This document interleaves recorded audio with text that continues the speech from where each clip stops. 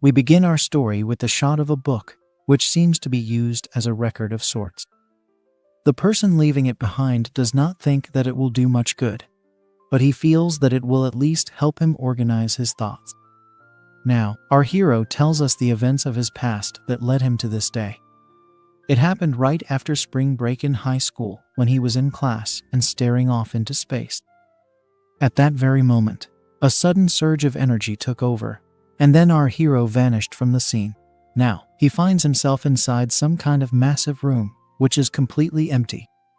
As he tries to figure out where he has arrived, he is greeted by a fairy girl who says that this place is called Elysium. The fairy girl is the spirit in charge of this place, and her name is Epsilon. Our hero says hi, and introduces himself as Kurosaki Yoshitsune. The moment he says, the Epsilon completes some kind of registration, but he does not know what this means, so he gets confused. Now, there is an awkward silence, and Kurosaki has no idea what to say next. He even thinks about making some kind of small talk with the fairy girl, such as asking her about the weather and stuff. But that's not how he should be playing this. He can't believe that Epsilon is actually a spirit, because she is quite curvy for that. Kurosaki wonders if he should be saying such things to a girl he's just met, especially because he's never complimented women before in his life. Now, Epsilon wants to know if our hero has any other questions he would like to ask her. If that is not the case, then she will transfer him to a normal space. Kurosaki gets to thinking and wonders what the whole thing regarding his registration was. However, he takes too much time in responding to the fairy girl, so she begins the transfer process. He asks her to wait a second, but it's too late to make amends now. Now, we see the king of another world talking to Kurosaki and some other people, referring to them as heroes. Upon closer inspection, our hero can see that he and his classmates have all been summoned to this unknown place. He has no idea what's going on, and then he notices a knight standing in the room. The design of his armor reminds Kurosaki of the famous role-playing games he used to have back in Japan. He needs to check if this is real life, so he pinches himself to see if all is well. As expected, he is indeed in real life, and not in some kind of dream. While he tries to still digest what has happened to him, his classmates seem to be excited to be summoned as heroes. They even wonder if they will get some kind of cheat skills to survive in this new world. But then Kurosaki wonders if there can be so many main characters in this story. In light novels and manga comics, there's usually only one hero who gets preferred treatment, so Kurosaki has to see if that will also be the case over here. Now, a mage asks the kids to come this way because they need to assess their abilities. Some more classmates start to get hyped up, but Kurosaki only looks at them as suckers because they should not think that this will be an easygoing lifestyle. On top of that, everyone seems to be happy about this fantasy situation they've found themselves in. Nobody really seems to care about the dangers associated with this life. And then Kurosaki notices something else. There are no girls here even though his class was filled with them. Something odd is definitely going on, and then we shift to one of the boys getting appraised. Kurosaki learns that there are game stats in this world, and the boys summoned here are more like players, with some of them even having an additional field and a class.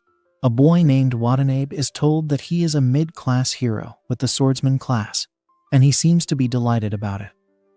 Basically, those with a class are considered to be mid-rank, while those without one are typically low-rank heroes. It's Kurosaki's turn now, so he waits eagerly as he gets assessed, and then he sees a symbol in front of him. As per what the fairy girl had told him earlier, Kurosaki states that he has the ability to look at the foreign language of this world and instantly translate it in his head. If that is the case, then he is reading this symbol as an indicator that he has not been given a class. This means that he is a low-rank hero, and life is being very cruel to him already. Now, we see 5 other boys named Ito, Tanaka, Suzuki, Satu and Takashi, all of whom are also low-rank heroes with Kurosaki. This means that out of 20 boys, there are only 6 low-rank heroes, which is rather embarrassing for Kurosaki. Now, a cute and curvy maid leads the heroes to their mansion. But the one where the low-rank heroes are going to stay at is very old and almost broken down. Kurosaki and the others most definitely do not like what they see, and then he takes a look inside. The rooms are horrible as well, which makes this mansion look more like a prison than anything else. In comparison, the mid-rank heroes have gotten the exact opposite kind of treatment with an extremely fancy mansion. Plus, they also get a whole supply of cute and curvy maid girls, so it almost feels as if they have been given a ticket straight to heaven. The claim is that such luxuries are being given to the heroes in order to make them more motivated and competitive. But to Kurosaki, this is more of unjust treatment. The loser boys are taken to the cafeteria of their mansion, where they meet the head maid known as Sylvia. She is cute and curvy to a whole other level, but she is not here to address any intrusive thoughts. Instead, she is going to explain to the loser boys why they have been brought here. To put it simply, they need to conquer the dungeon below them. This is because the country, and even the entire world, is run on the concept of dungeons. Whether it's food, fuel, or any other kind of necessity, all of it comes from the dungeons. In short, Kurosaki has figured out that the people of this world want him and the other loser boys to go and fetch these items for them. Of course, they are trying to make it sound nice by saying the heroes must conquer the dungeon.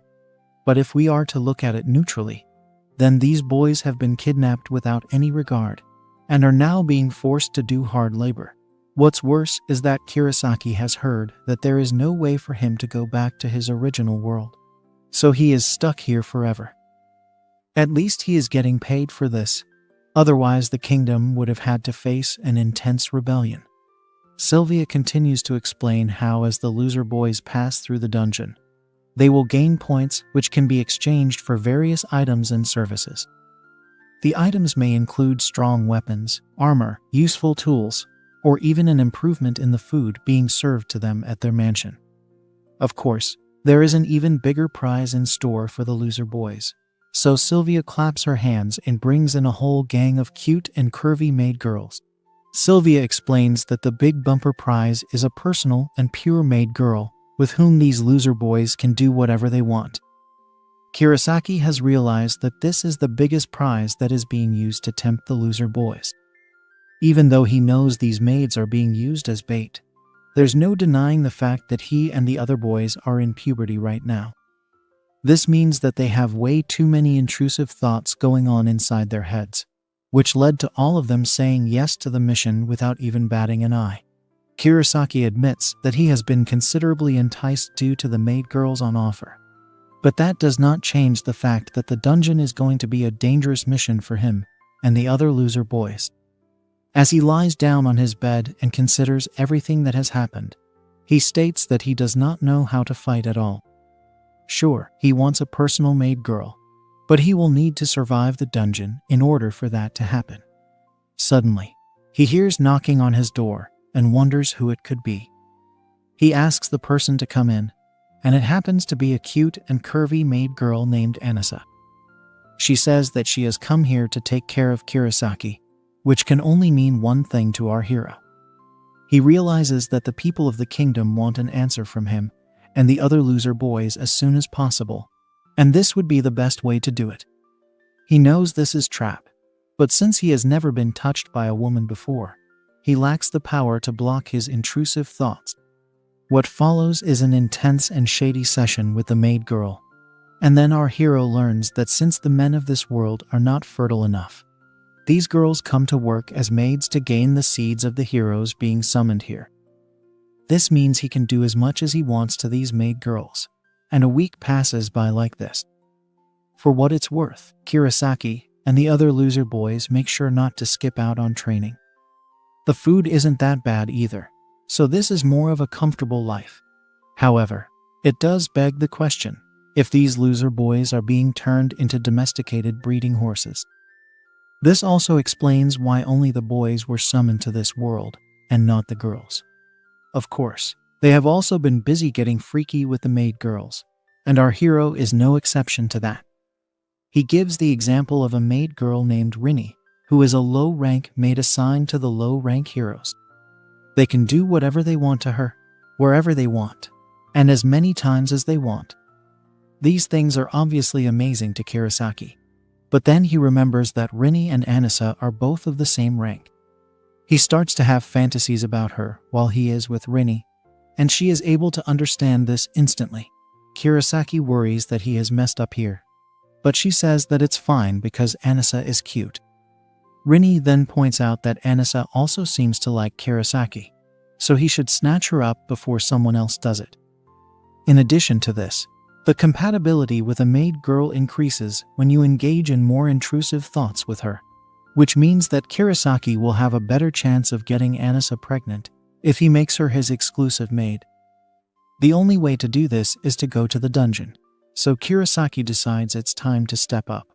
The days of training have finally ended, and today, the loser boys will be stepping into the dungeon for the first time.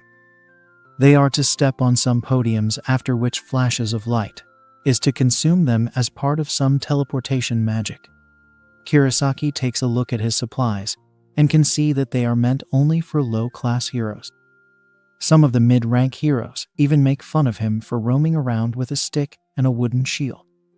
They call him lame and state that his weapons are a perfect match for him since he does not have a class. All of this is just idle talk, and our hero tries his best not to let the words of others affect him. He takes a few steps ahead and then enters the portal. Kurosaki states that at first, he was really suspicious about everything, especially because he was taking the whole thing casually. However, now that he has a goal in mind, he is going to become a lot more serious about his mission. The goal is, of course, to make Anissa his exclusive maid, and he is going to earn so many points that he will be able to free her from her low-rank status. He clearly likes her, and if it so happens that she also likes him, then he is going to make sure that no other boy can have her. Now, Kurosaki takes a deep breath in and out, after which he sets out on his mission. It only takes a second for him to get teleported to the dungeon, and he is already getting an ominous vibe from the place. Kurosaki checks out the walls and learns that they are made of real stone. From the looks of it, it's almost as if he is in an actual role-playing game. The suspicious thing, though, is that it's just our hero over here, and none of the other boys have come to this area. This could mean that each of the loser boys have been teleported to different sections inside the dungeon. Kurosaki feels like this is becoming a bit too familiar to the games he used to play back in Japan, and he wonders if he is in some kind of tutorial. The moment he says this, he hears a voice asking him if he would like to begin his tutorial. Now, our hero thinks back to the fairy girl Epsilon, who instantly comes back to him and offers a brief history about the planet of Elysium. Basically, the civilization that controlled this world was far more advanced than the humans of Earth. But around 500 years ago, the entire civilization came crumbling down as it fought its last ever war. As expected, this ended in a global catastrophe, and Epsilon's word is as good as gold because she is the information terminal of this world. Of course, Kurosaki asks her how the existing people of this world have come to be if everyone else lost their lives to war.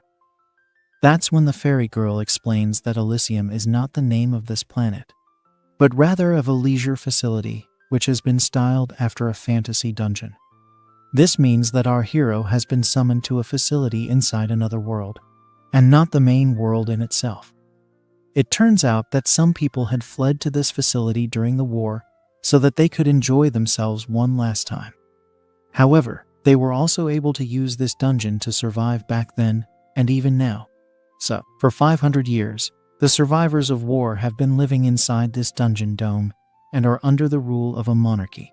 All of this does sound interesting to Kurosaki, especially because of how society has still been able to function for so long over here.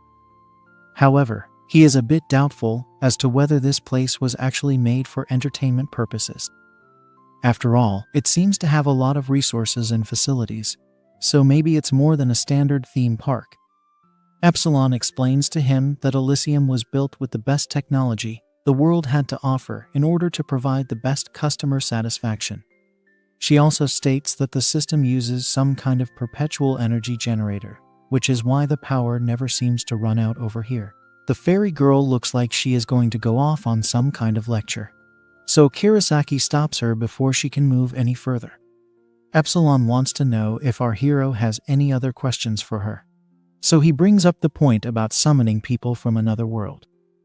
The fairy girl states that heroes are summoned from the nearest parallel world in order to challenge their dungeons. At present, there is a setting called Endless, which is in the process of being executed. What's more is that heroes are considered to be dispensable because the system had never even considered repatriation after the summoning process. Kurosaki does not like the fact that a cute fairy girl, such as Epsilon, is saying such savage and shady things, especially when it heavily implies that heroes are simply being kidnapped and used as pawns in the games of some people inside a dome. Kurosaki asks this question to Epsilon, but she is unable to provide an answer to it.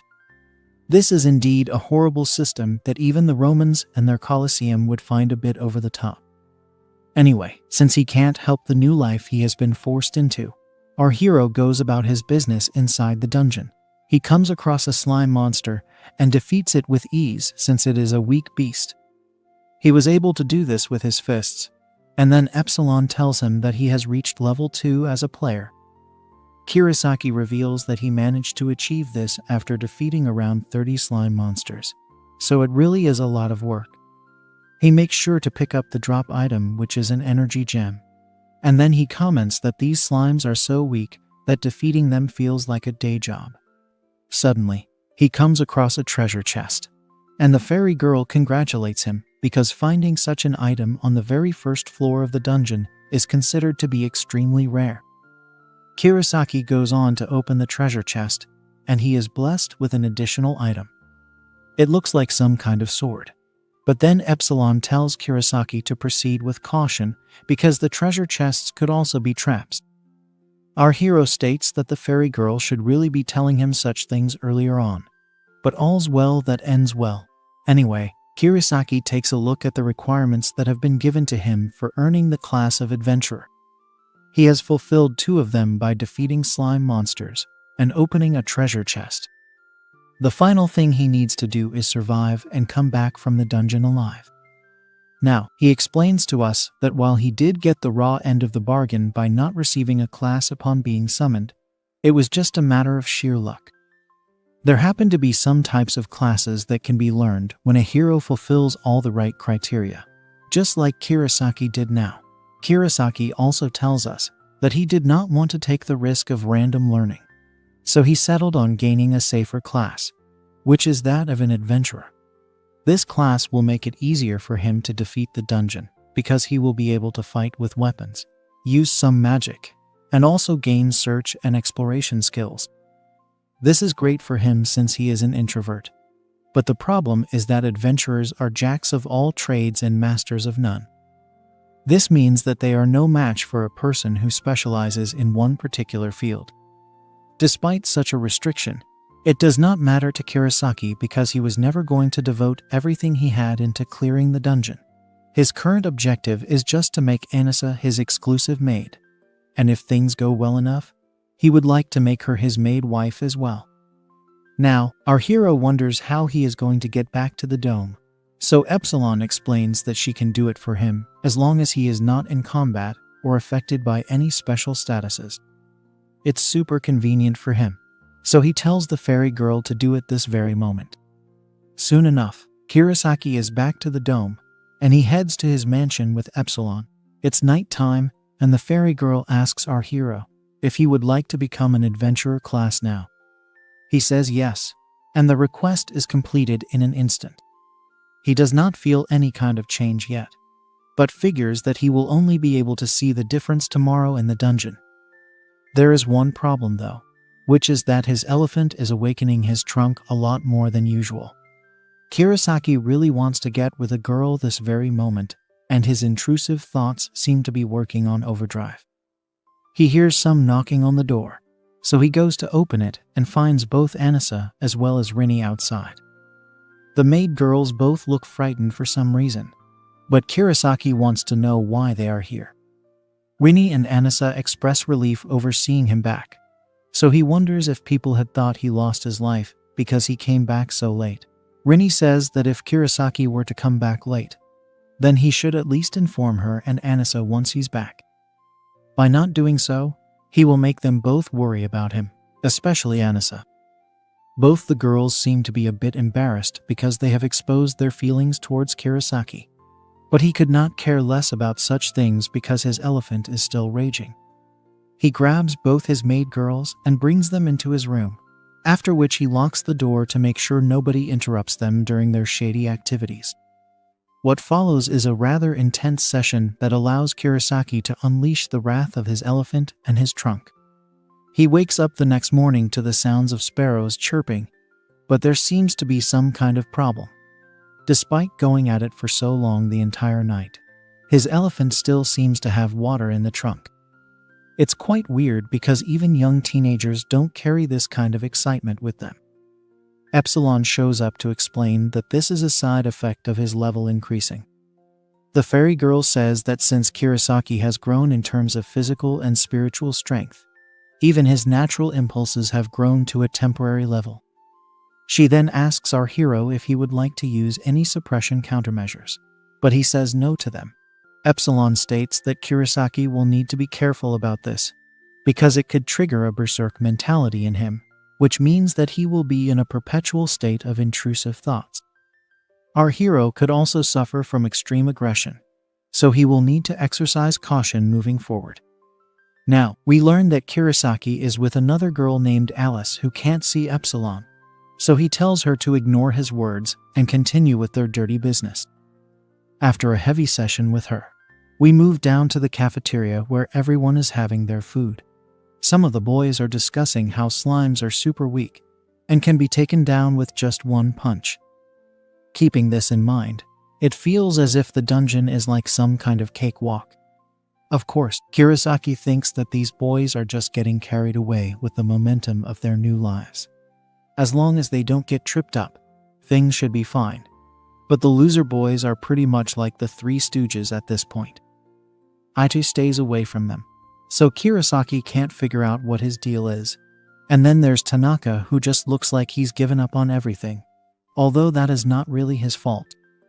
After all, not everyone is able to take the life of a monster, no matter how weak it is. Modern Japan never had such philosophies, so to take the lives of so many slime monsters can leave trauma inside people like Tanaka. Now, it's time for food, but the meal that has been given to Kurosaki is very basic. It's nothing like what was being served to him the previous week, so he asks what's going on. Anissa tells him that he was being given yummy food for the past week because he was training and learning about her world. This means that the treatment was basically to motivate the boys to do well during their dungeon training.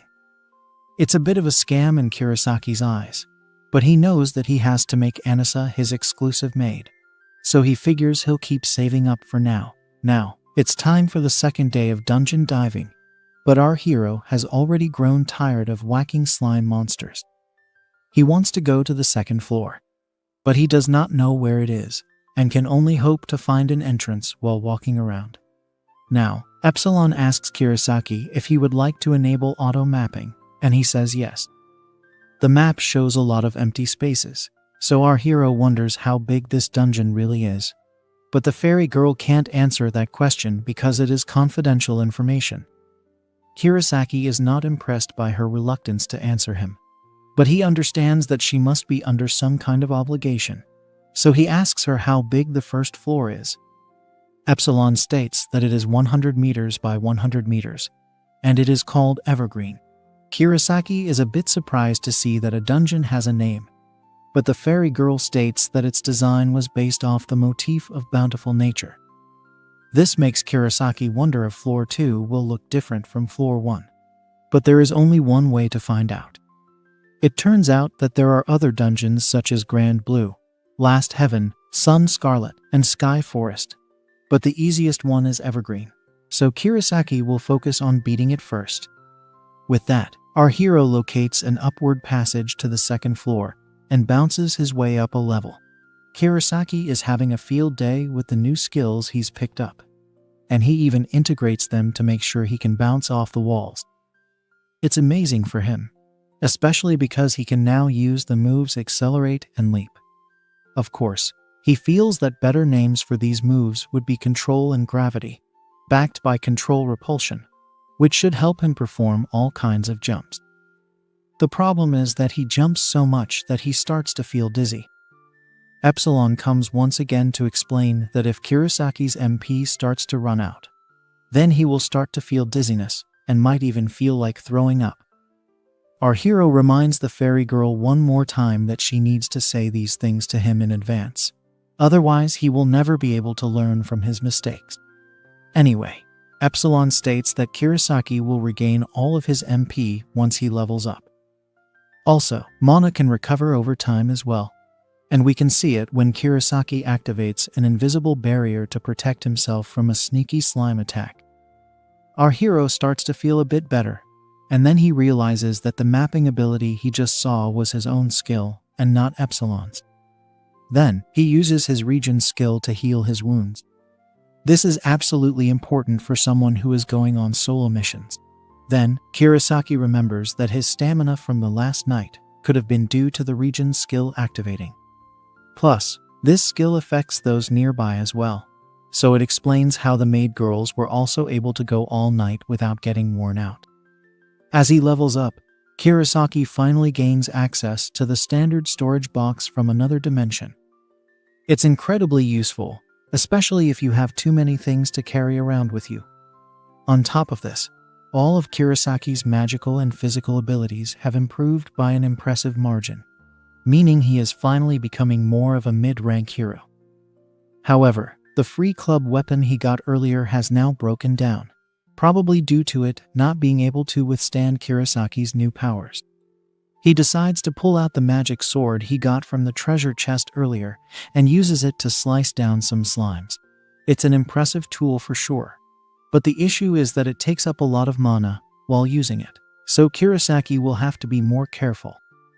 Epsilon agrees with his words, so he tells the fairy girl to take him back to the mansion so that he can go and get a backup weapon. She commences the logout procedure, and then Kirasaki heads over to the weapons shop, which deals exclusively with hero consignments. He checks out the massive variety of weapons on display and comments that he can find anything he likes over here. The shop owner shows up and greets Kirasaki, after which he asks what he can do for him. Kirasaki shows him the beaten-up club he had gotten at the beginning of his journey, and says that he would like to replace it. He also wants a fresh pair of shoes for some reason, and then the shop owner gives him some suggestions. He states that he does have iron clubs, but he would recommend a war hammer instead. The idea of such a weapon sounds cool to Kirasaki, so he is told to wait for a bit. Now, in the process of checking out all the items inside the shop, our hero becomes quite friendly with the shop owner. He reveals to Kirasaki that the other hero boys are actually huge jerks, and he is the only one who has been nice to talk to. The shop owner is also a soldier, so he states that he's not a slave over here, so he should be treated with more respect. Kirasaki can understand his frustrations, even though the soldier is not supposed to be complaining to another hero. He also reveals that Kirasaki is the first hero from this round of boys to come to his shop. Normally, such information should not be revealed to those who are coming from another world, because it basically proves that heroes are used as disposable pawns. Kirasaki is glad that he got some proof of these theories that were given to him by Epsilon, and he figures that work ethics are not valued in this dome. He then takes a look at his warhammer and likes it a lot. He picks it up along with a new pair of boots, and the soldier decides to give him fresh stock from the warehouse.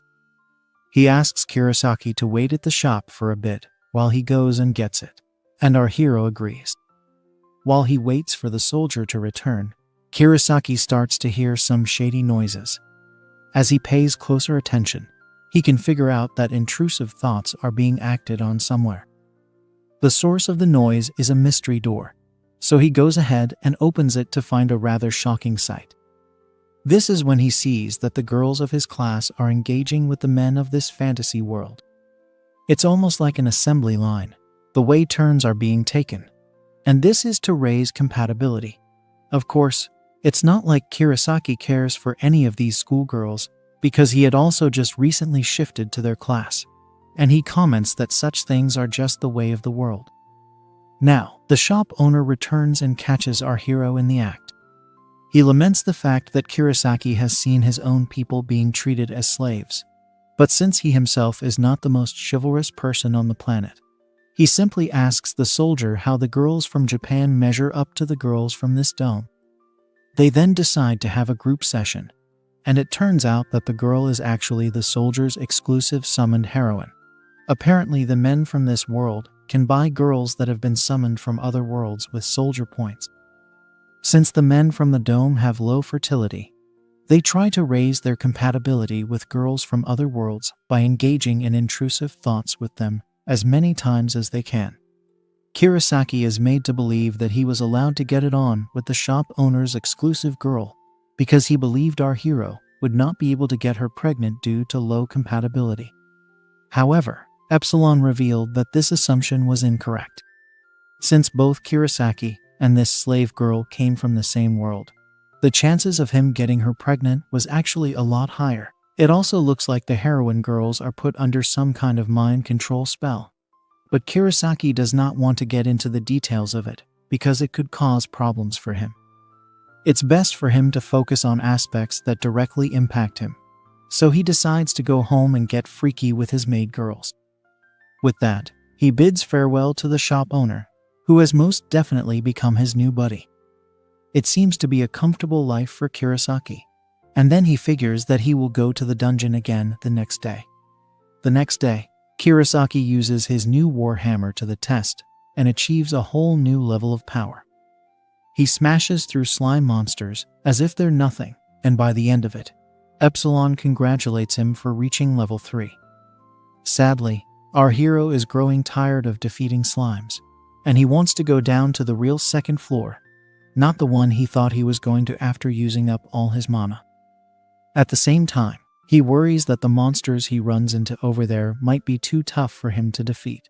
The fairy girl tells him that the monsters on the second floor are all at level 2, which means that they will have all the baseline stats of a player at level 2.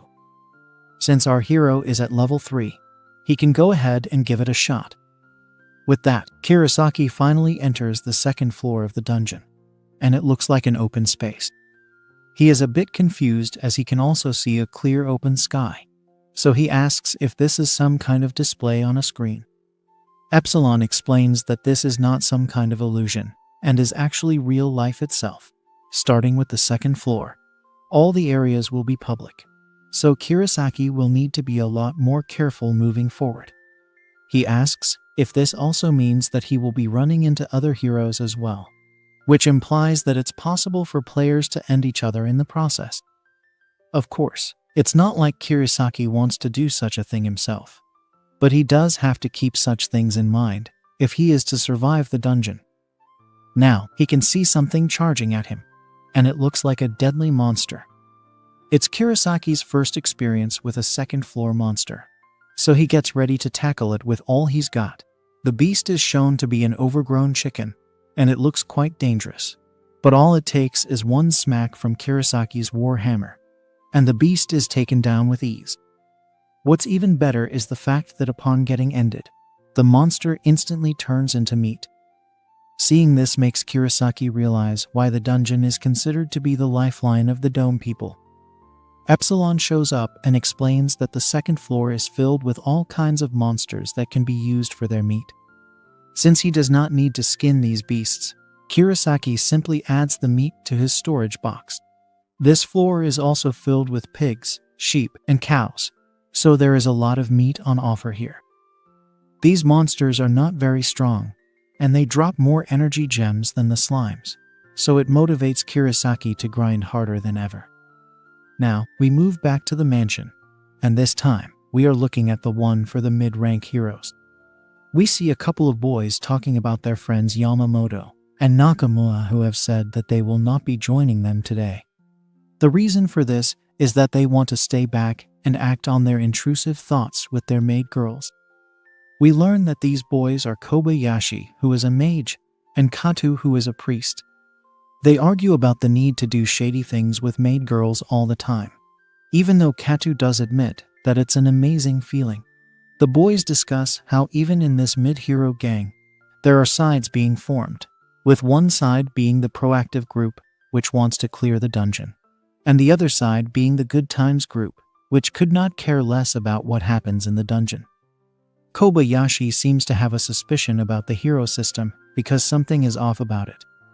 Katu asks what he means by this, but the mage boy is not able to explain it properly to him. It's like the heroes are misunderstanding something about their situation, or even being misled by the people of this dome. Katu thinks that Kobayashi is heading toward the conspiracy theory route, but the mage boy says that they should not complain about anything because they are getting food, shelter, and maid girls as well. It's a paradise for them, so there should not be any reason for them to risk their lives in the dungeons every single day. Katu now says that his exclusive maid is actually the daughter of a noble. It seems sincere enough for a noble family to just hand over their daughter this way to a hero in exchange for summoning him over here. However, Kobayashi says that this sounds a bit too convenient for them. After all, the people of this world look they're a bit too used to such things happening over here. But Katu tells the mage boy that he's simply overthinking it. He then says that Kobayashi might be homesick because he is missing his girlfriend. The priest boy says that Kobayashi should just forget about her as she might already be cheating on him. The mage boy calls Katu a jerk for saying that, but Katu doubles down on his words by asking if he would even want to go back to Japan if he had the choice to do so. They can act on their intrusive thoughts with cute and curvy maid girls as many times as they want. But Kobayashi still feels that something is off. Anyway, Katu tells his friend to just focus on positive thoughts and earn as many hero points as they can get. New maids are going to be expensive, so they need to put in their best efforts. However, we learn that Kobayashi's girlfriend has also been summoned here and is being used as a slave girl by the prince. Now, we move back to Kurosaki, who has accumulated over 300 hero points due to his recent exploits on the second floor. It has only been one day of grinding for him, so he is glad he went over to this floor. Our hero's goal has been achieved now, and he can easily make Anissa his exclusive maid. Epsilon also congratulates him for getting what he wanted, although it is a bit anticlimactic. Kurosaki proceeds to ask his shop owner buddy about buying Anissa, so he gets the paperwork done as soon as possible. In a little bit, he will be getting the choker that will prove his ownership of Anissa, along with a ring that is paired to it. Our hero is very happy about this, so he decides to share some of his meat with the soldier buddy. He shows a massive steak and says that it can be shared with the other soldiers as well. The shop owner can't believe that it is of such a high quality and asks if it's okay for him to take it. Kurosaki has no problem with this because there's a lot more where that came from. The soldier buddy is extremely grateful to Kurosaki for doing this. And then he says that since Kurosaki will have to wait till the collar is ready, he won't have much to do. In that case, he asks him if he would like to go a couple of rounds with his slave girl, to which Kurosaki says yes without any hesitation. The soldiers enjoy the meat that has been given to them, but they feel like it's lame for them to get all this food without having to give anything in return for it. They eventually decide that the gift of meat should be repaid in kind. Once he's done with the shop owner's maid, Kurosaki is offered one of his classmates to keep as his personal slave. Her name is Shinano, and she is not popular with the soldiers because her soft pillows are not fluffy enough for them. Kurosaki does think it's a bit odd for him to get hold of a slave girl just in exchange for some meat, but he gives Shinano a trial run with everyone watching around him. Things work out, so Kurosaki becomes Shinano's new owner, but she does not talk at all, almost as if her intelligence level has been lowered. It leads Kurosaki to believe that she is being suppressed or brainwashed, but it's not like he can do anything about it, so he decides to take her back home with him. Here, he happily introduces Shinano to Sylvia, but she does not seem to be very thrilled to have her in the mansion. Kurosaki wants to know what's the issue with this, So the head maid says that a heroine has never been brought to this mansion before. Our hero asks her if she can do something about it, but she says that it's not really within her authority to do something like this. Of course, Kurosaki will not take no for an answer, so he makes an intimidating pose in front of Sylvia. She is left with no choice, so she does as our hero says, but only in exchange for some extremely shady sessions. Kurosaki eventually finds out that maids who reach the age of 30 without a master are driven out of the castle, so Sylvia was starting to get worried. Luckily for her, Kurosaki wanted to make her a maid wife right from the start, because he can't say no to a curvy body like hers. After tons of intrusive thoughts and shady activities, Sylvia gets to work and turns Shinano into a maid at the mansion. Kurosaki watches on as Sylvia explains to Shinano how to wash the dishes and her master's clothes, and it leads him to understand that Shinano can still follow orders, even though her mind has been wiped out. In that case, he can safely leave her to Sylvia and hope that Shinano ends up enjoying her life as his maid slave. Of course, there is something more important for Kurosaki to take care of, so he heads towards Anissa and tells her that he has something to show her. It's the slave choker along with the master ring, and it puts an expression of shock into Anissa's eyes. She asks Kurosaki if it's to make a maid girl his exclusive slave, but the look on her face worries our hero. He asks Anissa if she did not want to become his exclusive maid, and then it hits her that Kurosaki has his eyes on her. She confirms this with her master, and he says that is the obvious thing for him to do. This makes Anissa so happy that she has tears in her eyes now. As a matter of fact, the other maid girls also gather around her and congratulate her for becoming an exclusive maid. Kurosaki holds Anissa close to him and says that she only belongs to him now. She says yes without a doubt to her new master, and the other maid girls just stand there and watch. Sylvia is quite jealous of the couple, and so is Rinny. But it's hard to say what Shinano is feeling. What follows is an extremely shady and intense session, after which Kurosaki states that he slept quite well.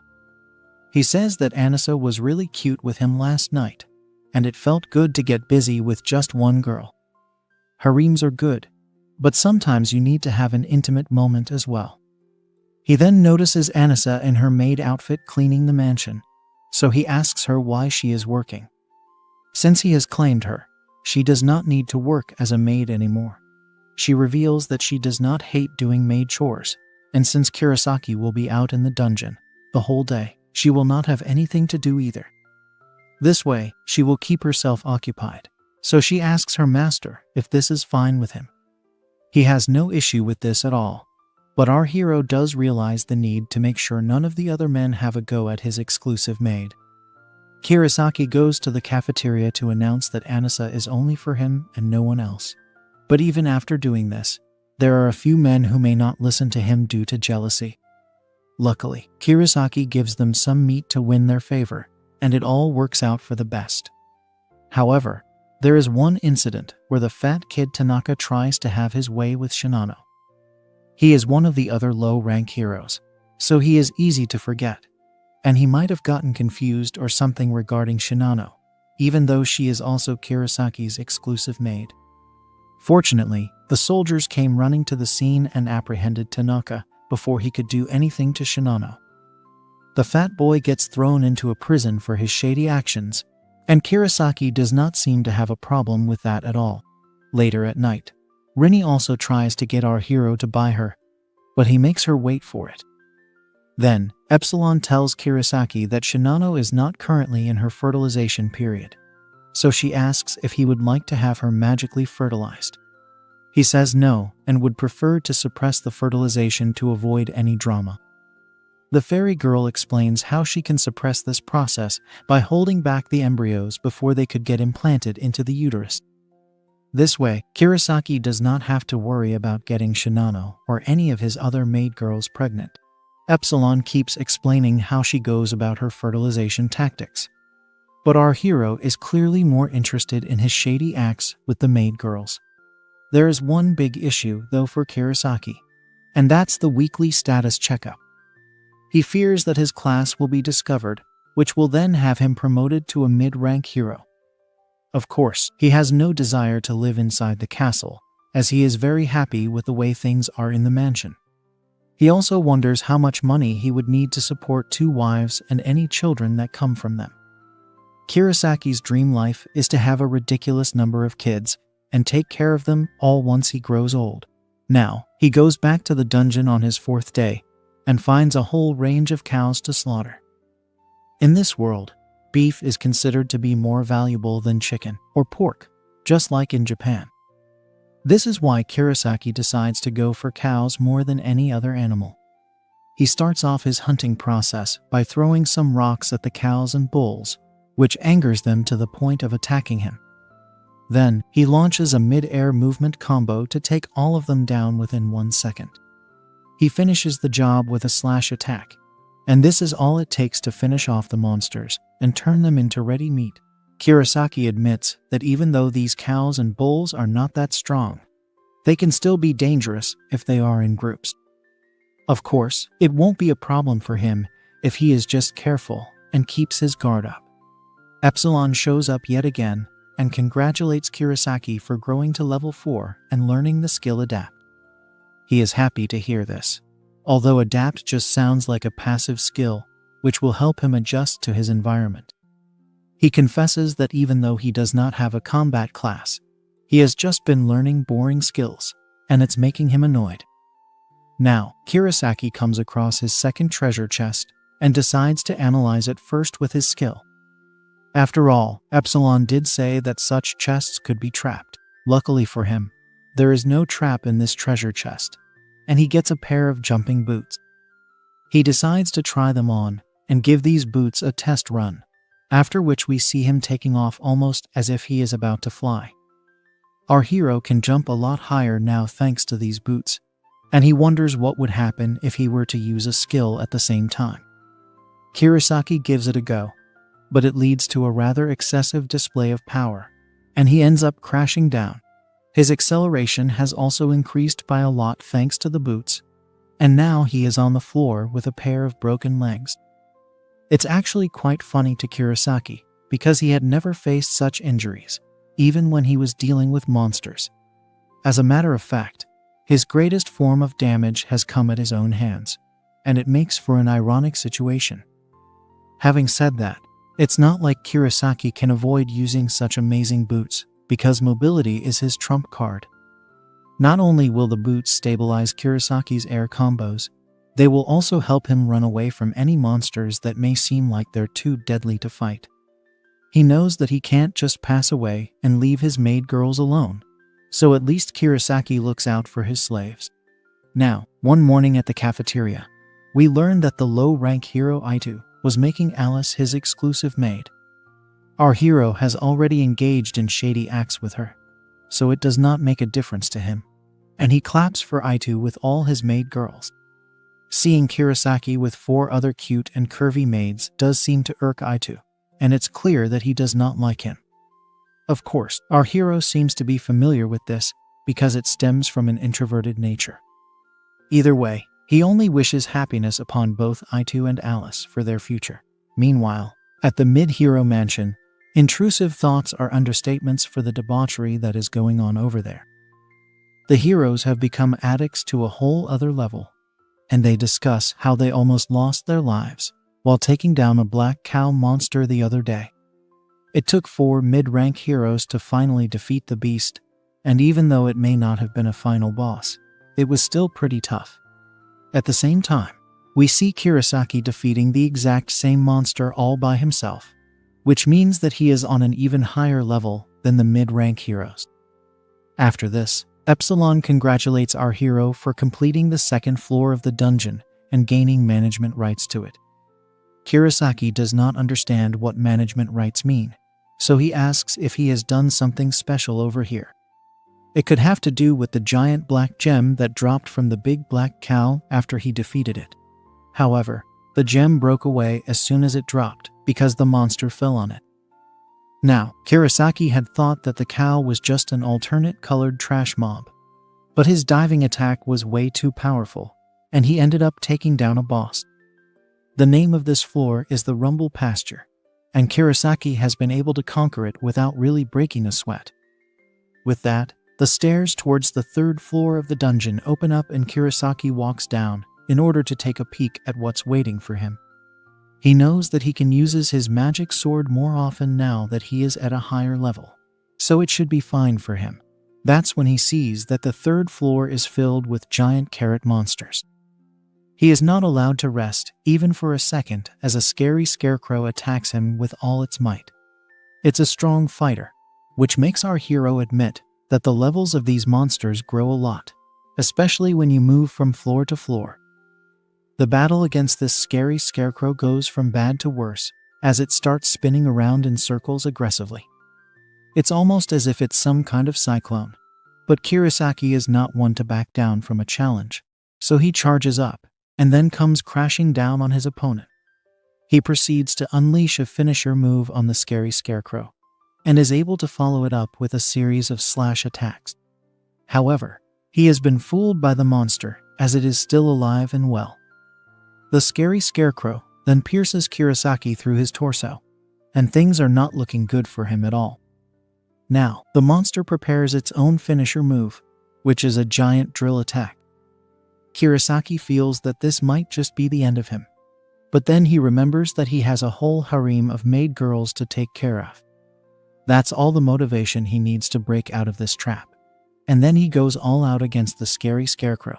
It's an absolutely brutal display of strength, as Kurosaki gives it all he has against his opponent. He goes from one attack to the other in a matter of seconds, and even takes out the monster's drill. This is still not enough to take it down since it is the final boss of this floor. But Kurosaki has the power of cute maids and intrusive thoughts on his side, so he continues the fight. He unleashes one more finisher move, and the slashes are good enough to finally defeat the scary scarecrow. It was a hard-fought battle for Kurosaki, as can be seen in the way he is barely holding on to his breath. But he has been able to emerge victorious.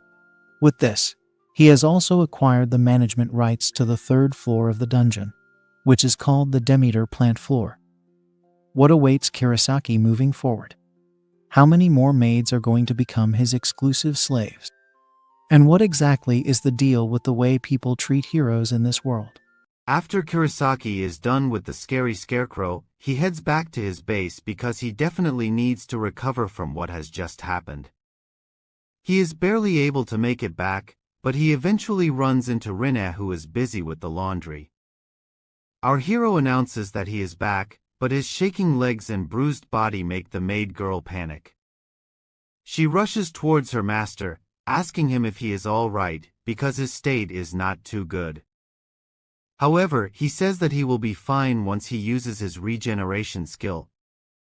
As of now, he is just tired, so needs a curvy girl to offer him her lap. Rinne puts her master's head in her lap and the two of them rest under a tree, which is a rather sweet and innocent scene compared to all the debauchery we have seen so far. Rinne tells Kurosaki that he should not go around pushing his limits because there are people who care about him now. Kurosaki is just happy to hear such an affectionate line from a girl, which is something he always wanted in his past life. Rinne further states that if anything were to happen to her master, then both Anessa and Sheena would be devastated.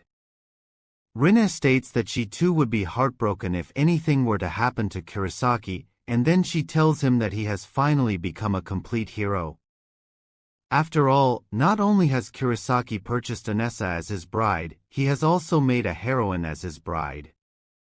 This is a lot of sweet talk for a maid girl, so our hero wants to know what her objective is from all this chatting. Rinne states that she is aware of Kurosaki buying a bunch of low-rank maids. He confirms this, and then she bows down to him, begging her master to take her as his bride as well. She wants him to put a baby inside her because that would be the greatest blessing to her. Rinne swears that she will be useful to Kurosaki and is willing to accept any weird or shady preferences that he may have, even the ones that would make Drake and Diddy blush. Suddenly, Epsilon shows up and says that Kurosaki has acquired the management rights for Rinne. It's a rather odd for him to gain these rights, but such is the way for a man of culture. He does not recall receiving this message regarding Anessa or Sheena, so this could mean that Epsilon is evolving as a fairy girl. Of course, these are all theories, so our hero needs to just accept things as they are. It turns out that he had planned to make Rinna his wife anyway, so he might as well do it now. However, he can't shake off the feeling that this feels like a carefully calculated request. The bottom line is that Kurosaki wants Rinna to get added to his collection of maid wives, which at this point, just seems like the shadow army of Sung Jinwoo from Solo Leveling. Our hero reveals that he had already spoken to the head maid Sylvia about this as well, and he had gained her approval for the same. After all, Sylvia had pretty much begged him the same way Rinna is begging him now. Of course, every man would love to be popular, but with fame comes its own set of responsibilities. After all, Kurosaki can't afford to bite the bullet now with so many babes depending on him. He was already being careful during his dungeon quests, but now he has to add one more layer as yet another maid girl becomes his wife. It's time to put Rinna to the test, so Kurosaki awakens the diddler within and begins his evaluation. He wonders how long Rinna will be able to hold out, especially because of his regeneration skill, which makes him an endless elephant water spiller. Rinna locks in for the performance of a lifetime and tells her prospective husband that she is ready for his shenanigans. What follows is an extremely shady display, and Epsilon comments that Kurosaki's natural MP regeneration rate is higher than the amount of MP that is needed to use the Regen skill on his elephant. That sounds just fine to our hero, because this effectively makes him the god of shady activities. In other words, Kurosaki can literally keep going until he gets bored. Rinna does not know who he is talking to as she can't see Epsilon, but there is no time to focus on a fairy girl as she is about to unleash her own kitty water. Rinna is pretty much done for, but Kurosaki says that there is no time to take breaks. They keep going at it and do unspeakable things as our hero tells us that he has not put a baby into any of his low-rank maid wives yet. The reason for this is that the women of this land have been afflicted with some kind of condition that makes it almost impossible for them to conceive.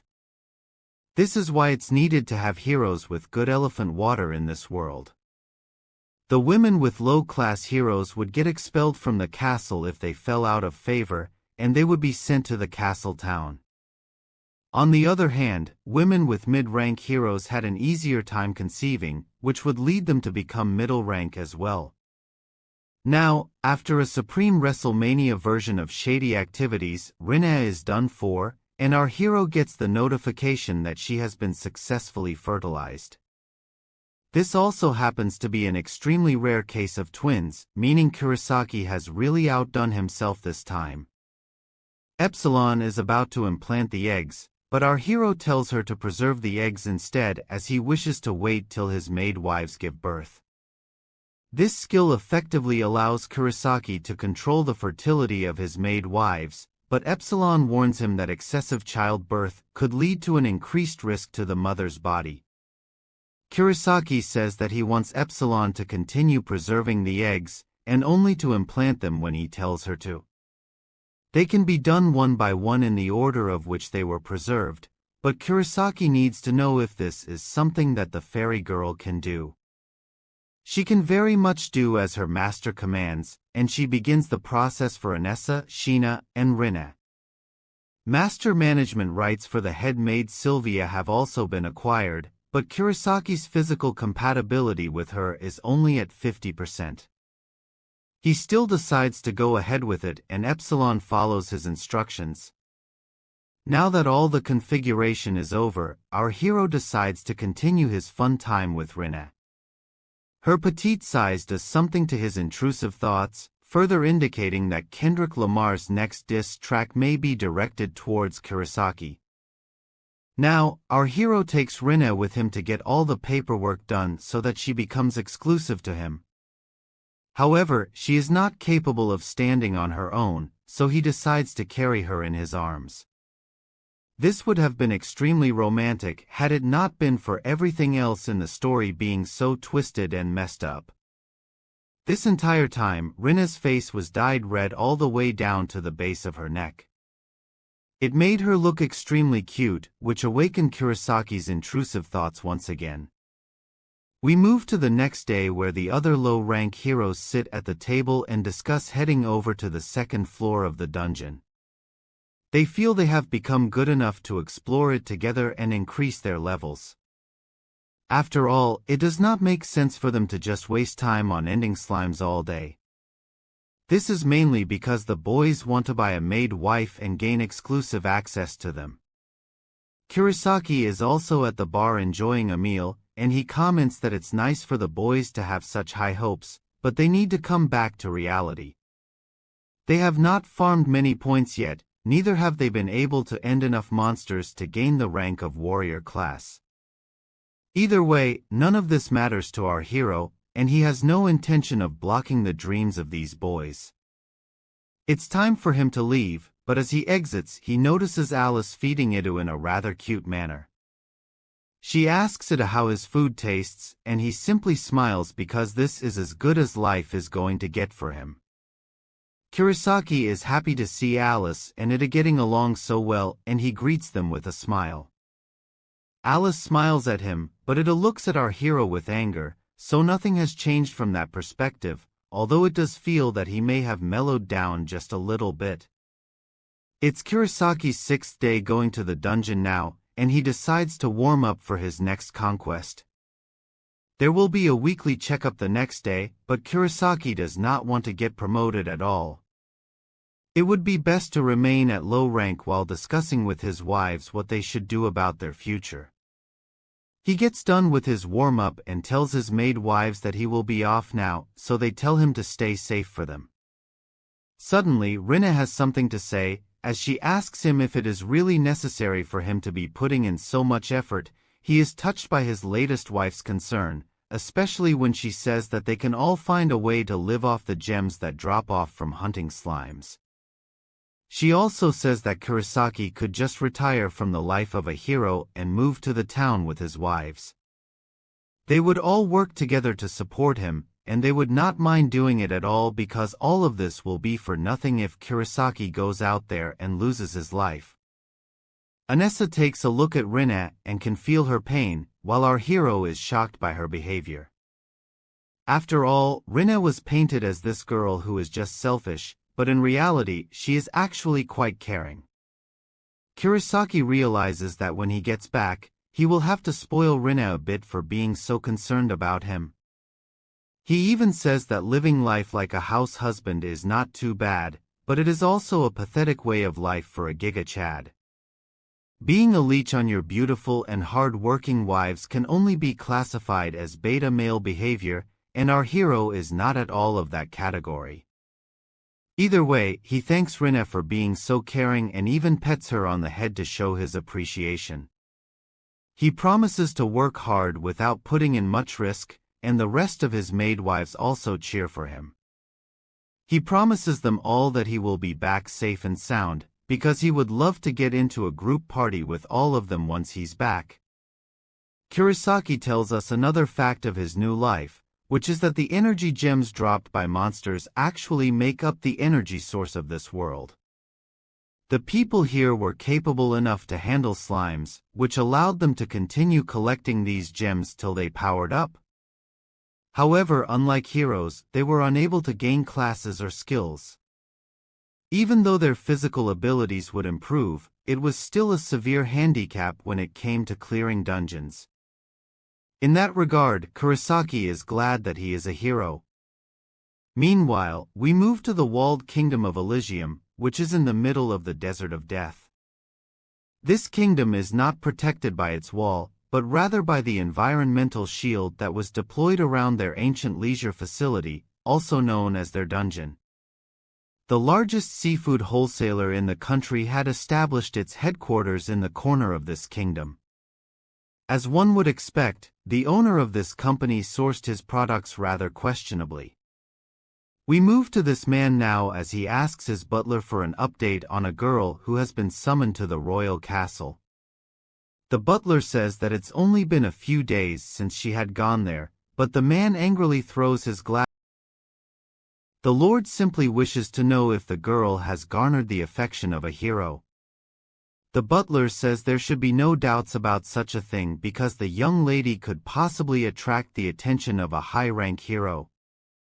The Lord says that it would indeed be ideal if she got the seed of a higher-ranked hero, but as of now, it's the numbers that matter to him.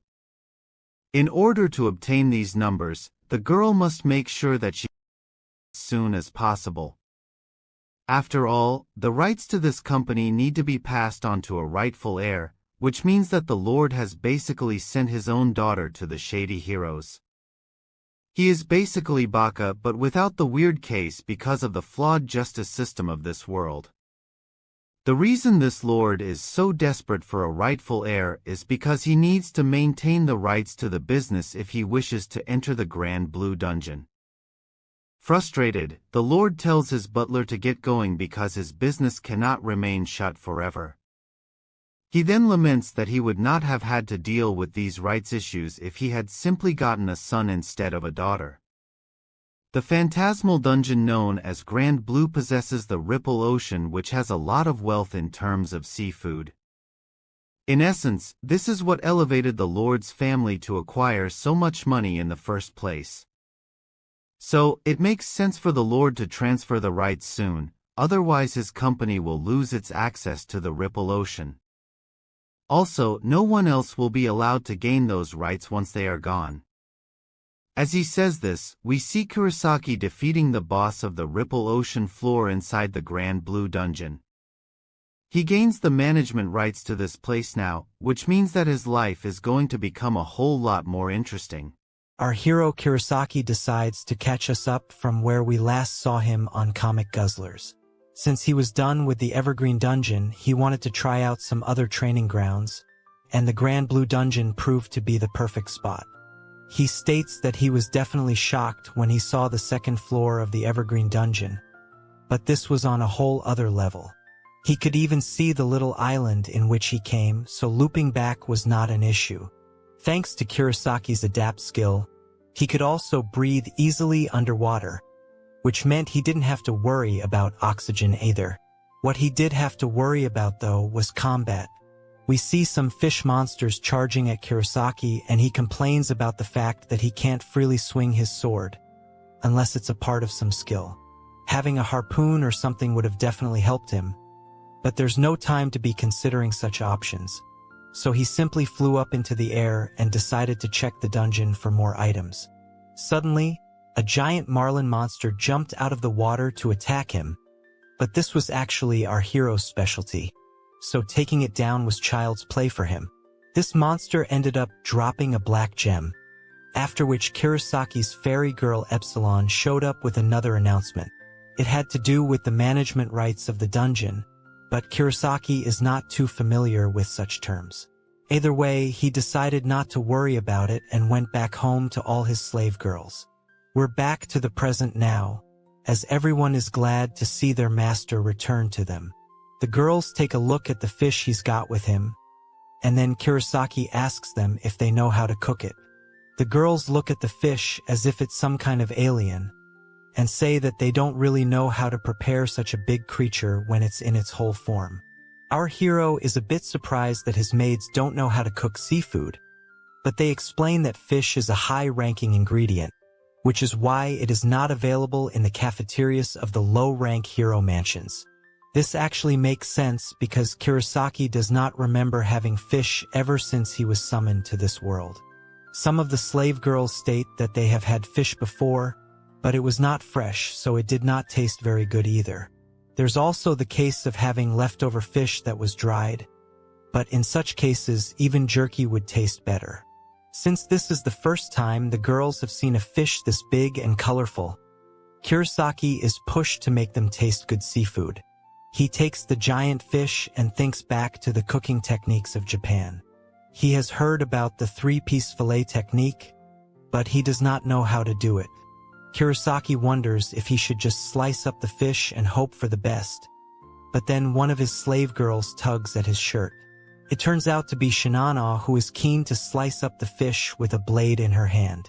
She does an excellent job, and this is also the first time we see her taking the lead on something.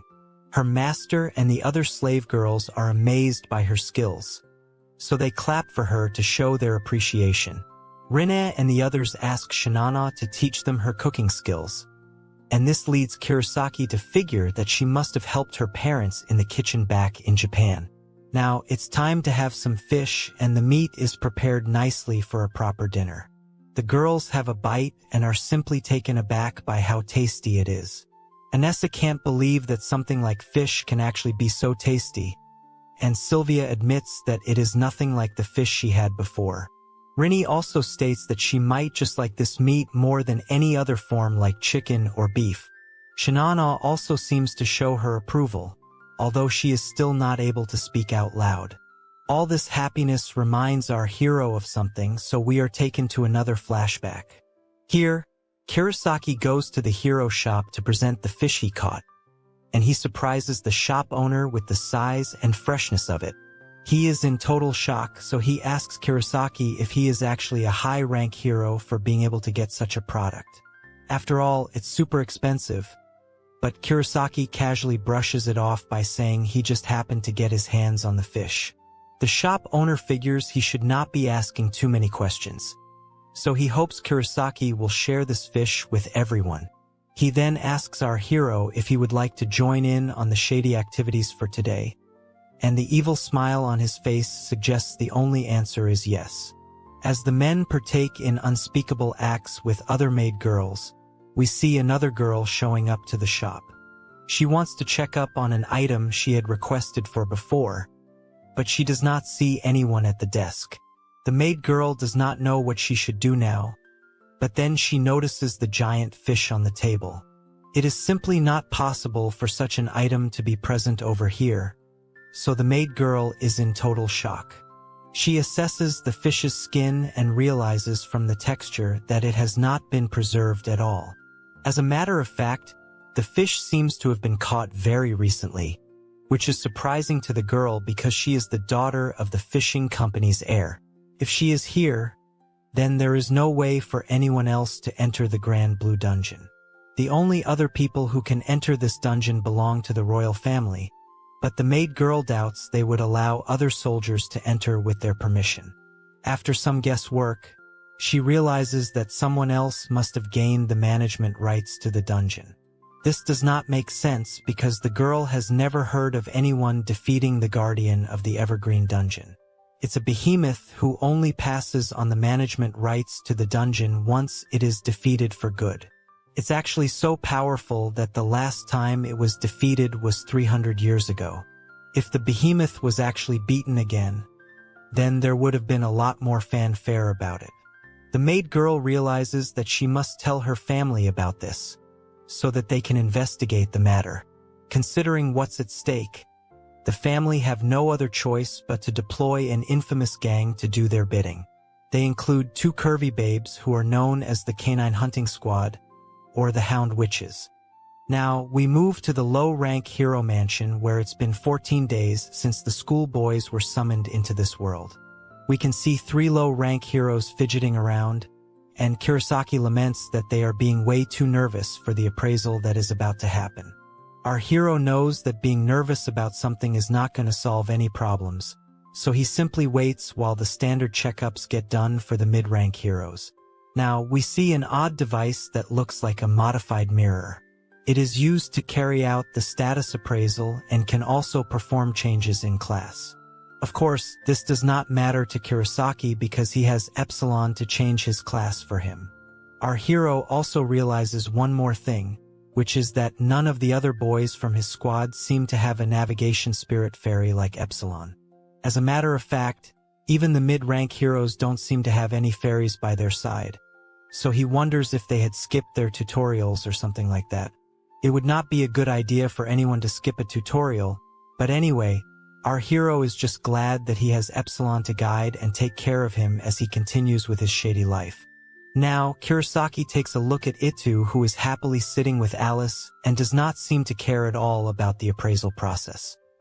He is very happy with his slave maid, and the happiness on his face almost makes Kurosaki jealous. Now, the door opens and Sylvia comes out to reveal that the appraisal process for the mid-rank heroes is taking a lot more time than expected. This does make the heroes more nervous because of the extra waiting time, but Kurosaki wants to know if there is some kind of trouble. Sylvia says that it's nothing to worry about, because it's just that some of the heroes are not too happy with the results of the appraisal. There were 3 mid-rank heroes who got promoted to high rank, but there aren't only 3 fixed spots, so even more heroes could have gotten promoted as well. When a high-rank hero is made, there are lots of benefits to be had. First of all, there will be elite and innocent maid girls coming to your service, and in addition, there will also be various nobles and merchants that will become your patron, thus guaranteeing your future. Basically, if you become a high-rank hero, then you're pretty much going to become an elite as well. Kurosaki doesn't understand why a middle-rank hero would be upset over becoming a high rank, but that's none of his concern, so he goes ahead to get assessed. The results show his class level to be 0 and his normal level to be 3, which means that he is still a low-rank hero. Kurosaki calmly accepts the decision, but tells us that he did expect this to happen. After all, the results of this appraisal are false because he has used his disguise skill to keep his true stats hidden. If Kurosaki was shown to be a class holder, then he would have had to leave the low-rank mansion immediately. At the same time, if his level was too low, then he would probably get expelled from the castle for slacking off too much. Sylvia seems to be very puzzled by this, so she stares at Kurosaki, but he hopes she remains quiet till he explains everything to her later. Now, our hero wonders if things have gone as well as he would have imagined. He has a lot of maid wives, so if we keep that in mind, then maybe level 3 is too low for him. However, the appraisal boys are not too keen on checking for consistency as they are only concerned about what's there for lunch. It's pretty much the same over here as it is back on Earth when it comes to bureaucracy. Kurosaki does not need to worry about much for now, but then one of the low-rank heroes is promoted to mid-rank, and he seems to be extremely happy about it. He goes on a rant talking about how powerful he is, and he tells the others to address him as Sir.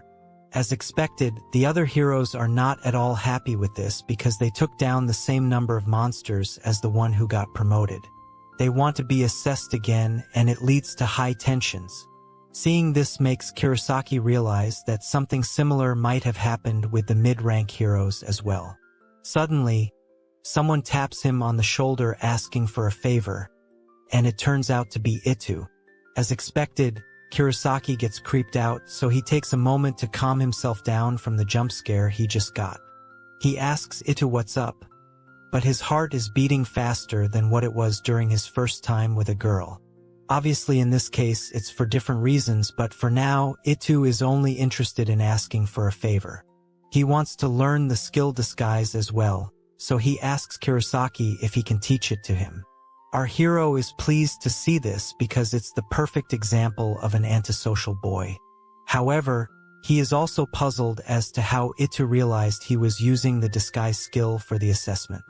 That's when he decides to ask Itu if he heard that from a navigation spirit, to which he says yes. This makes our hero question the truth about everything, and he turns to Epsilon because she should have told him there were others like her. Of course, it could simply be a case of these fairy girls not liking each other. But then Kurosaki gets interrupted by Itu, who says that he only wants Alice. He has no interest in any other maid girls, and he finds it annoying how some of these maids always get in his way with Alice. These maid girls may go around calling Itu Master Hero in public, but then they go behind his back and make fun of him. Itu turns to the dark side as he wishes no other maid gets in the way of his romance with Alice.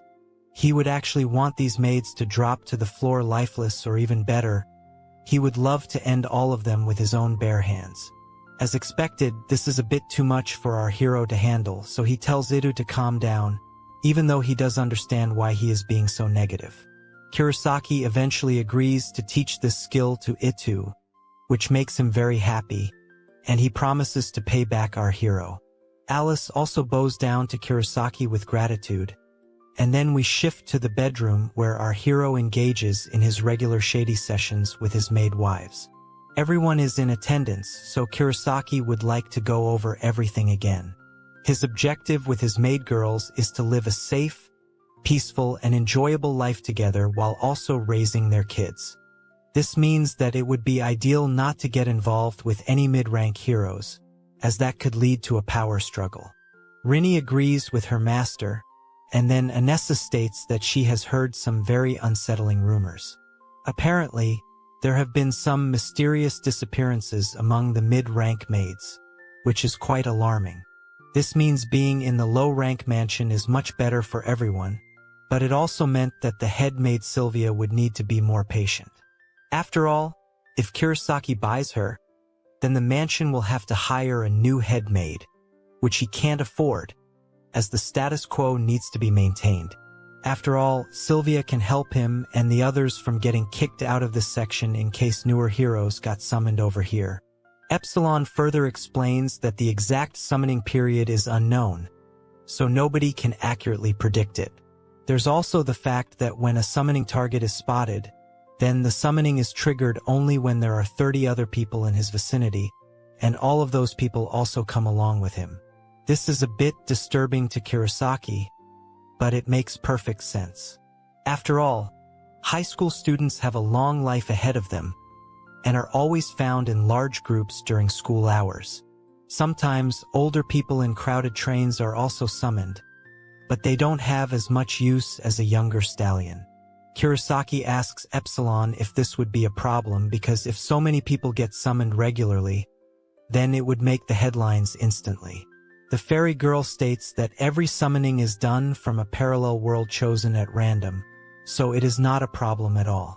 However, our hero argues that a lot of care and attention have gone into these mass kidnappings, so things are not as simple as they may seem. Our hero believes that it would be better to destroy this kingdom, but he does not want to do it himself as he just wants to enjoy with his maid wives. Rini then states that even the children of unaffiliated heroes get money from the kingdom for a short period of time.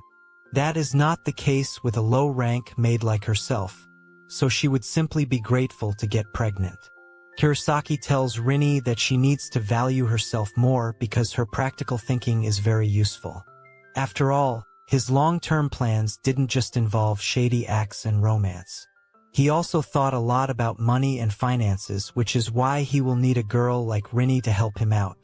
There is a Hero Protection Institute in place for such things, but it is hard to say whether that would be a good thing for our hero or whether it would simply put him in further danger. Now, the girls mention management rights, and this grabs Kurosaki's interest because he's heard that term before. Now, he learns that extra rewards can be earned by taking down the bosses of the dungeons, also known as guardians. This is essentially what management rights is supposed to mean, and then we learn that this is what unlocks the dungeons in the first place. These rights allow people other than heroes to enter their corresponding floors, and with this permission, normal citizens can gather food and other resources from the dungeons. This is essentially how the kingdom has been able to survive for so long. Now, we realize that the various floors of the Evergreen Dungeon are rich sources of food, and the kingdom will never yield them under any circumstances. So, if there are any heroes who secure the management rights to these floors, then the kingdom will pull out all the big guns to secure them. Since our hero has management rights as well, he is slowly starting to see why the kingdom keeps summoning heroes over here. He confirms once again that in order to secure these rights, he will need to go against guardians who are supposed to be very strong. The girls confirm that these monsters are at a much higher level than anything else, which is troubling for our hero. After all, he had to endure a lot just to defeat the Scarecrow monster, and if there are guardians stronger than him, then it will be a serious pain for Kurosaki. Our hero wants to know more about these management rights, So the girls tell him it's possible for the hero to pass down these rights to the children he plants into this world's women. If they do this, then the hero loses his rights, but can gain them again if he beats the guardian again. Rinny adds that she has heard a rumor of certain floors and dungeons only being restricted to royalty and special rank heroes. Due to this, the royal bloodline is trying to monopolize their own seed. After all, these rights were earned only by the heroes themselves, but the kingdom is messing things up due to their own greed. Now, in order to get things in order, Kurosaki tells us that if he has to become a high-rank hero, then he will have to leave behind his maid wives. Not just that, he will also have to become a seed factory for the nobles. Plus, he will most likely be asked to go into the dungeons again and again so that he can gain management rights to other dungeons for the nobles. This is more than enough for Kurosaki to declare that he will not do anything to stand out or be recognized by the people of this world. He will simply hunt down the easiest guardians and then pass the management rights of the dungeons to his children. On this note, Sylvia experiences a massive explosion and she gets fertilized by our hero. Now, Kurosaki is asked if he would like to pass down the management rights of any of his dungeons to the child inside Sylvia, but this has become a bit confusing now for him. Before we can get any further explanation on this, we see Kurosaki in the middle of an open field. He has his weapons and is looking around for a bit and he finds a bull. However, this is no ordinary bull, but rather the guardian of the rumble pasture, known as Catable Pass. This beast has a scary ability known as the Evil Eye, which has the ability to paralyze its target within sight.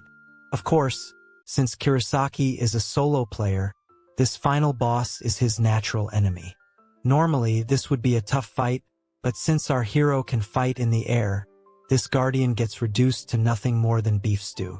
One slice is all it takes for him to defeat the bull, and then the black gem drops, which means he is ready to take the management rights to this dungeon. Now that he has done this, the other rights holder would have lost his stake in the dungeon, so the kingdom will need to summon someone else to come and take those rights back. There's also the case of rights being transferred down to children, and since Kurosaki has become totally familiar with the game now, he has decided that the rights to the rumble pasture will go straight to Anessa's tummy, meaning her child will get these rights. Of course, Anessa's kid has been kept on hold, so this is more like an advance booking for when she does get pregnant. Now, the maid girl does not know of the pause effect caused by her master, and he has no intention of revealing it to her either. Next up is Rinny, who is being given the Demeter plant dungeon rights. She happily accepts the gift, but is a bit shocked that her master has been able to gain the rights to so many dungeons.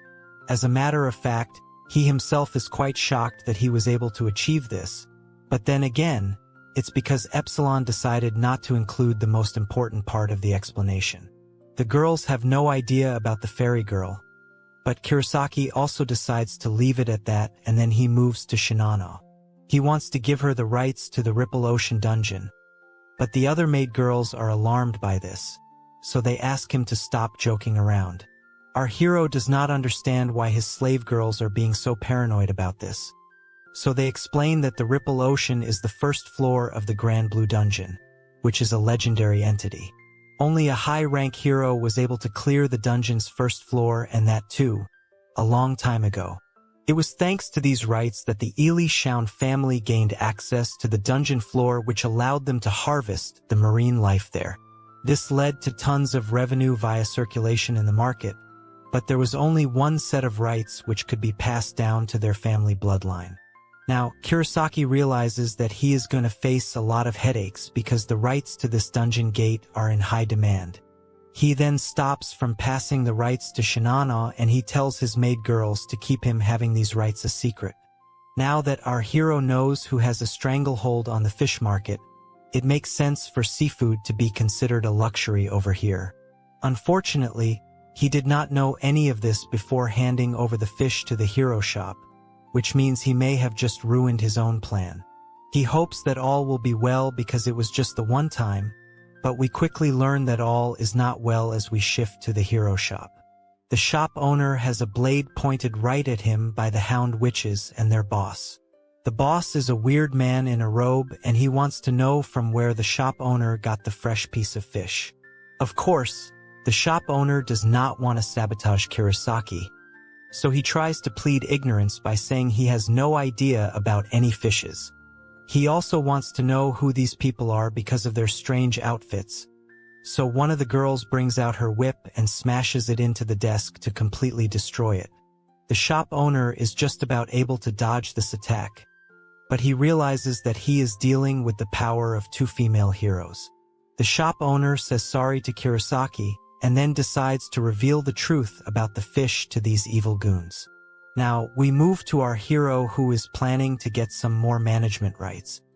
He will continue to keep the rights that may prove to be troublesome to himself, and states that he will go to collect the rights to the Demeter plant floor once more. Kurosaki also considers going to a new floor called Agriland, because this way, he will be able to assign the rights to these dungeons to both Shinana and Sylvia. After all, it is always good for his maid wives to have some kind of insurance if anything were to happen to him. Rinny gets worried by this kind of talk because it suggests that her master might just lose his life. He tells her that it's just for insurance, and he will make sure that he does not do anything too reckless. However, at the same time he tells us that in the event of his demise, his maid's eggs are set to implant by themselves. This will allow them to survive via the aid provided by the kingdom, but of course, he does not want to make his maid wives worry for him. Before he leaves for his mission, Rinny tells him that the rights to the outer layer of the Last Heaven dungeon are all passed down by the royal family. This is news to our hero, so he asks about the Sky Forest and Sun Scarlet dungeons. However, his maid girls don't know anything about these dungeons, so he will need to wing it solo over here. Kurosaki figures that regular people may not know about such dungeons, or perhaps they are being kept as a secret from them by the kingdom. Now, we shift to an apocalyptic city scene where a strange man stands atop a broken building and declares that he has arrived inside the legendary Last Heaven dungeon. Since he is first in line for the throne, only he is allowed to set foot over here. The man walks around, looking for a trinket, and then he comes across what looks like a broken-down camera. He decides to use this as proof of him completing the dungeon, so that he can ascend to the throne smoothly during the succession ceremony. Even so, he considers this to be a waste of time and decides to head back to his mansion so that he can continue to spread his seed. It might be an obligation for someone of his stature, but at the same time, he does not mind engaging in shady activities. We then learn that when female heroes are summoned from another world, they get to be examined by the royal family first. The sad truth, though, is that these poor girls are nothing more than livestock for the men of this world. After these female heroes give birth to a royal successor, they are given a royal grant. Of course, it is definitely convenient to have such cute and curvy babes to do shady things with whenever you want, and the prince states that the exclusive girl he has is particularly great. He starts to think of all the things he would like to do to her once he returns, but then he comes across Kurosaki all of a sudden. This is a very random moment, and our hero does not want to take any second chances, so he launches a direct hit at the prince without any hesitation. This is more than enough to send the prince flying away, but our hero laments that he has attacked someone out of a mere reflex. Upon closer inspection, he notices that this man is not dressed like a hero or a random citizen from the kingdom. This makes him remember what Rinny had told him about only royalty being able to enter this dungeon. That means the person he has attacked is from the royal family, but even then, Kurosaki wonders if such a useless person can ever come from a royal bloodline. He had gotten Epsilon to check on the requirements for entering the dungeon, and she managed to set him a warp gate. This allowed Kurosaki to be sent to the Last Heaven, much to his surprise. This makes our hero think about his visit to the Grand Blue Dungeon as well. After all, only a person who is able to defeat the Behemoth Guardian can enter that dungeon.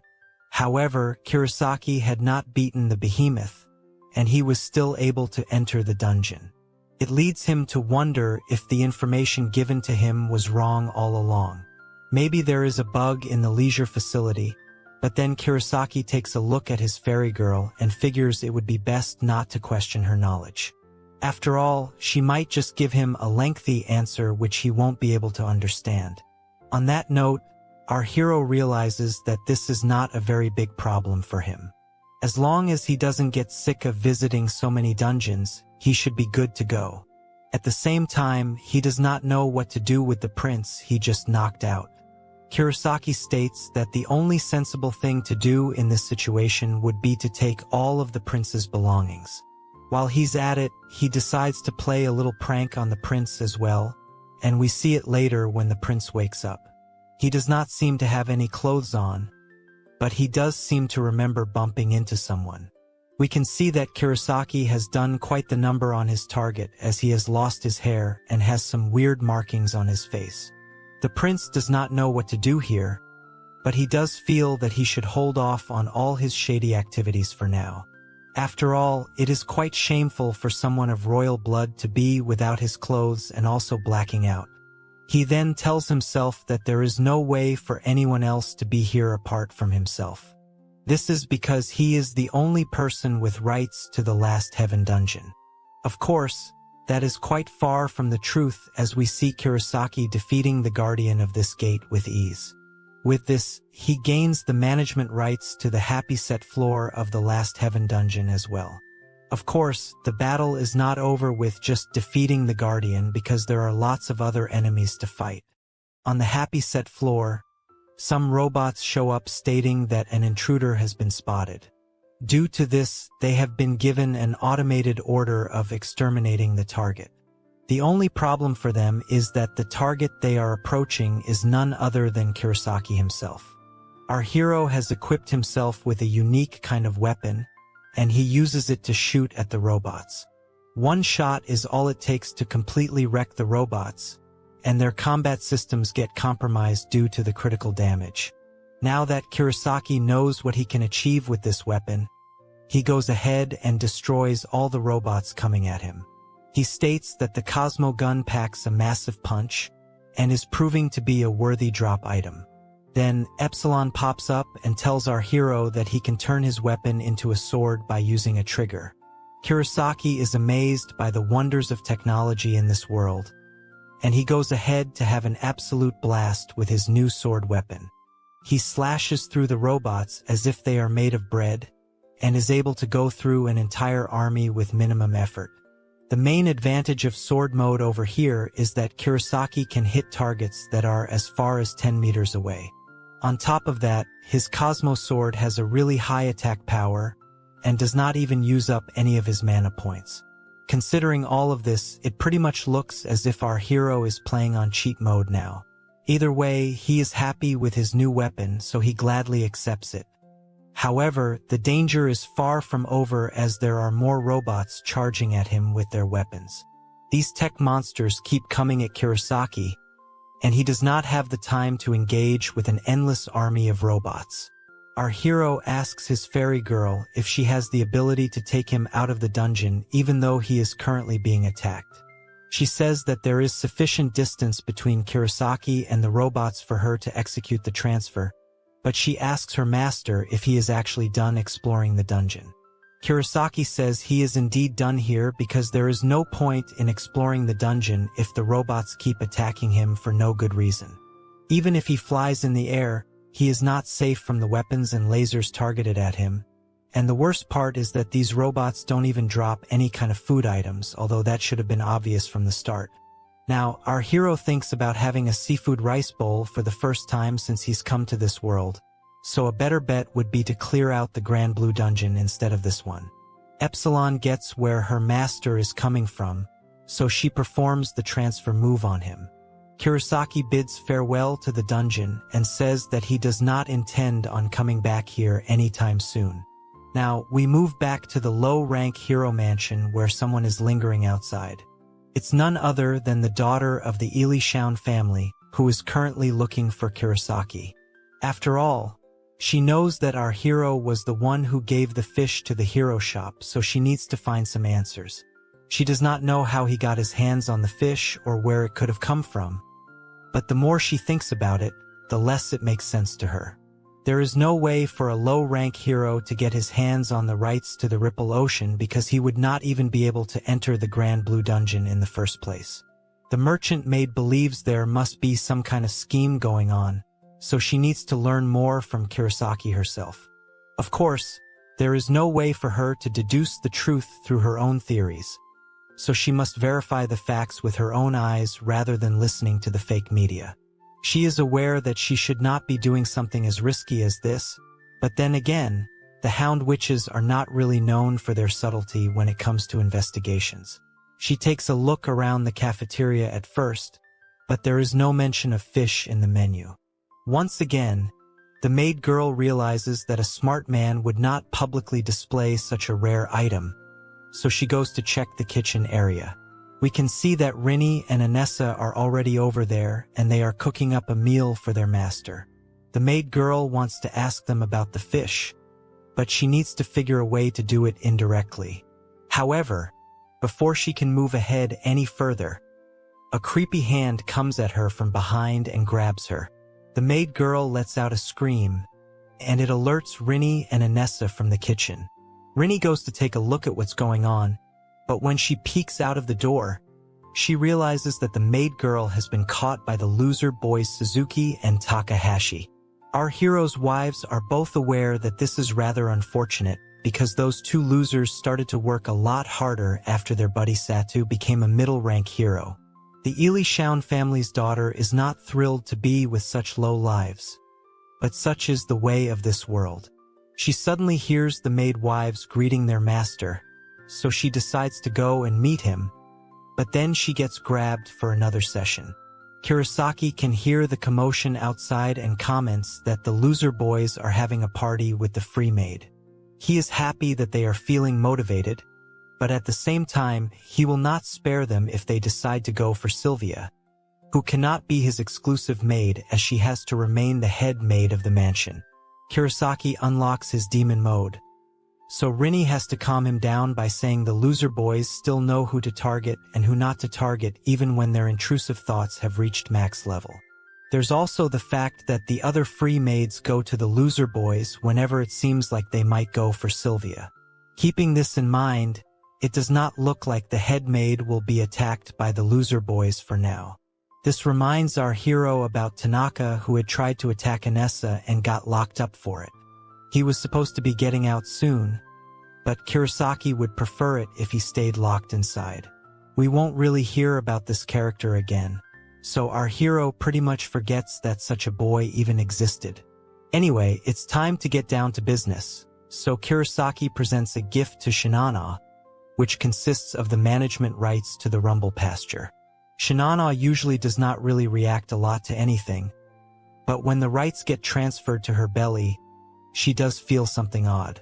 She holds her tummy and rubs it a bit, which makes Kurosaki a bit curious. He takes a look at his maid girl and believes that she is probably feeling fake emotions. It does make Kurosaki a bit sad, even though he has mostly forgotten feelings of sympathy due to the cruel nature of this world. Epsilon tells him that the procedure to suppress Shinana's feelings has already been completed, so if she were to nullify it, this would cause a lot of damage to her spiritual body. The fairy girl does not recommend going ahead with such a technique, but she still asks her master if he would like to proceed with it. This is extremely risky, and our hero does not want to destroy Shinana's spiritual body, so he asks Epsilon if there is a way to simply reverse what had happened to her earlier. The fairy girl states that once the procedure for suppression starts, it usually takes about a week to fully take effect. This is a problem because by the time Kurosaki had met Shinana, she had already been in her suppressed state for over a week. Effectively, this is her default state now, so Kurosaki really needs to think hard about what he wants to do with her.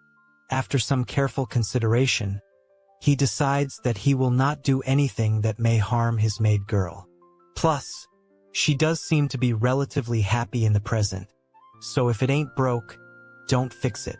Now, Epsilon reveals that even though Shinana is in a suppressed state of intelligence, when she is not obeying orders, she does seem to demonstrate a priority for seeking out elementary consciousness. This means that right from the start, Shinano has had positive feelings of goodwill towards her master. Of course, Kurosaki doesn't take this too seriously because he knows that being with him is just marginally better than getting attacked by the shady men of the mid-rank mansion. Now, it's time to see things from Shinano's side, so that we can understand how she is truly feeling behind her mental suppression. We see her in the middle of a shady session with Kurosaki, and she seems to be liking what's being done to her. Shinano tells us that even though she got caught up in this horrible kidnapping scam of being summoned to another world, she is grateful that she has ended up with Kurosaki. She reveals that when she was in the real world, she could only watch our hero from afar and was not able to speak to him freely. Now, she achieves an explosion and tries to form a soul contract with our hero to free herself from her suppression, but she fails again. The probability for success is pretty much the same as winning a lottery, but it's fine because her master has promised to be by her side forever. Now we learn that even Shinano has a spirit navigator by the name of Theta, and she had instructed to him attempt the soul contract infinitely.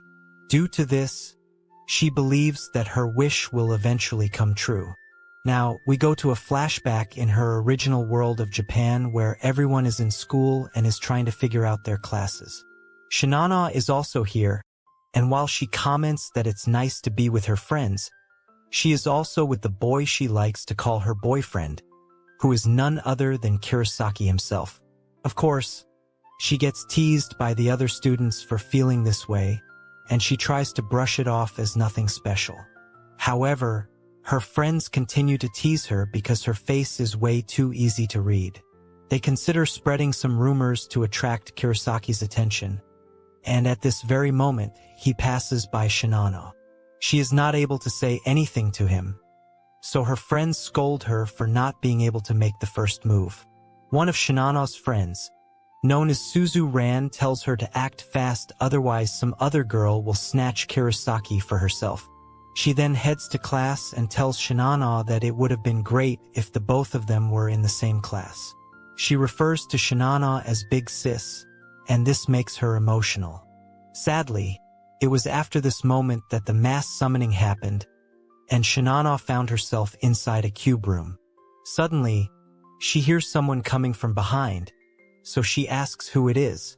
The being welcomes her to Ili Shaun, and he is revealed to be a hamster named Theta. He reveals that he is the navigation spirit who has been assigned to Shinano. Can't believe that the hamster is able to talk, but goes ahead to provide her real name, which is Kanano Fujiki.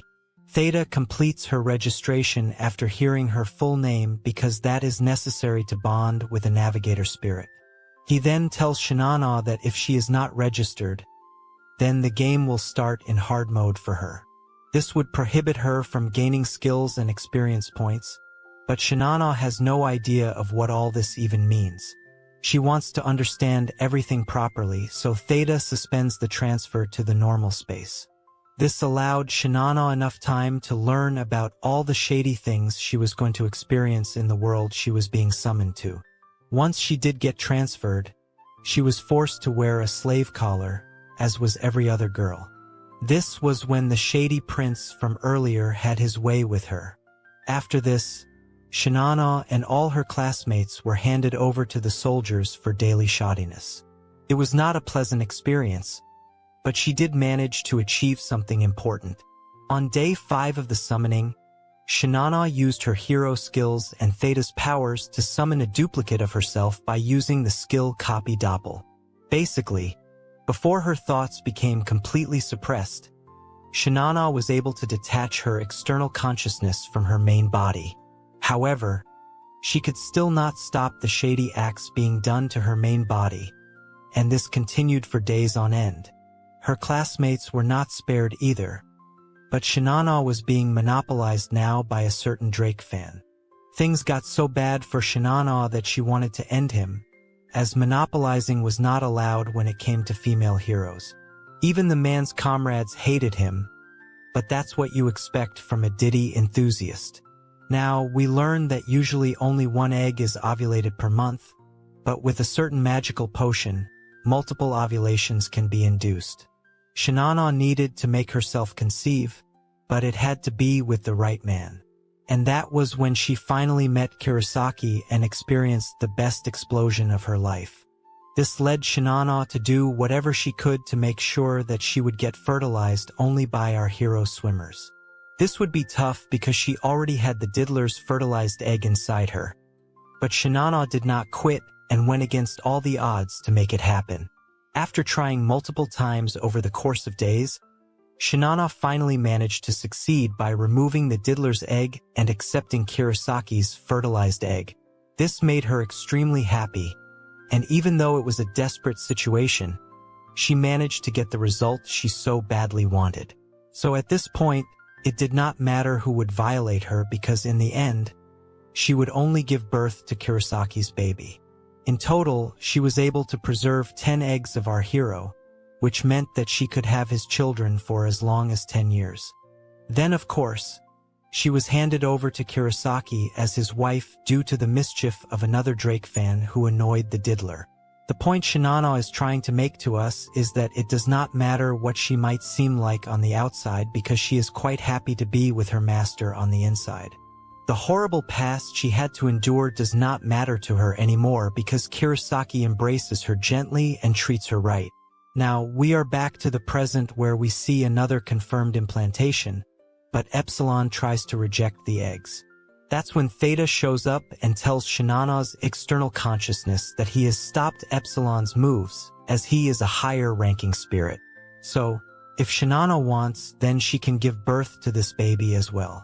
This makes her wonder if her master also has a navigation spirit, but that does not matter to her because she currently has 30 fertilized eggs inside her. Not just one which our hero told Epsilon to preserve. With this, Shinano's spirit's role is about to come to an end, with the soul contract being the only thing that's left for her to do. If she wins and gets registered in the management system as Kurosaki's bride, then nobody will be able to separate them.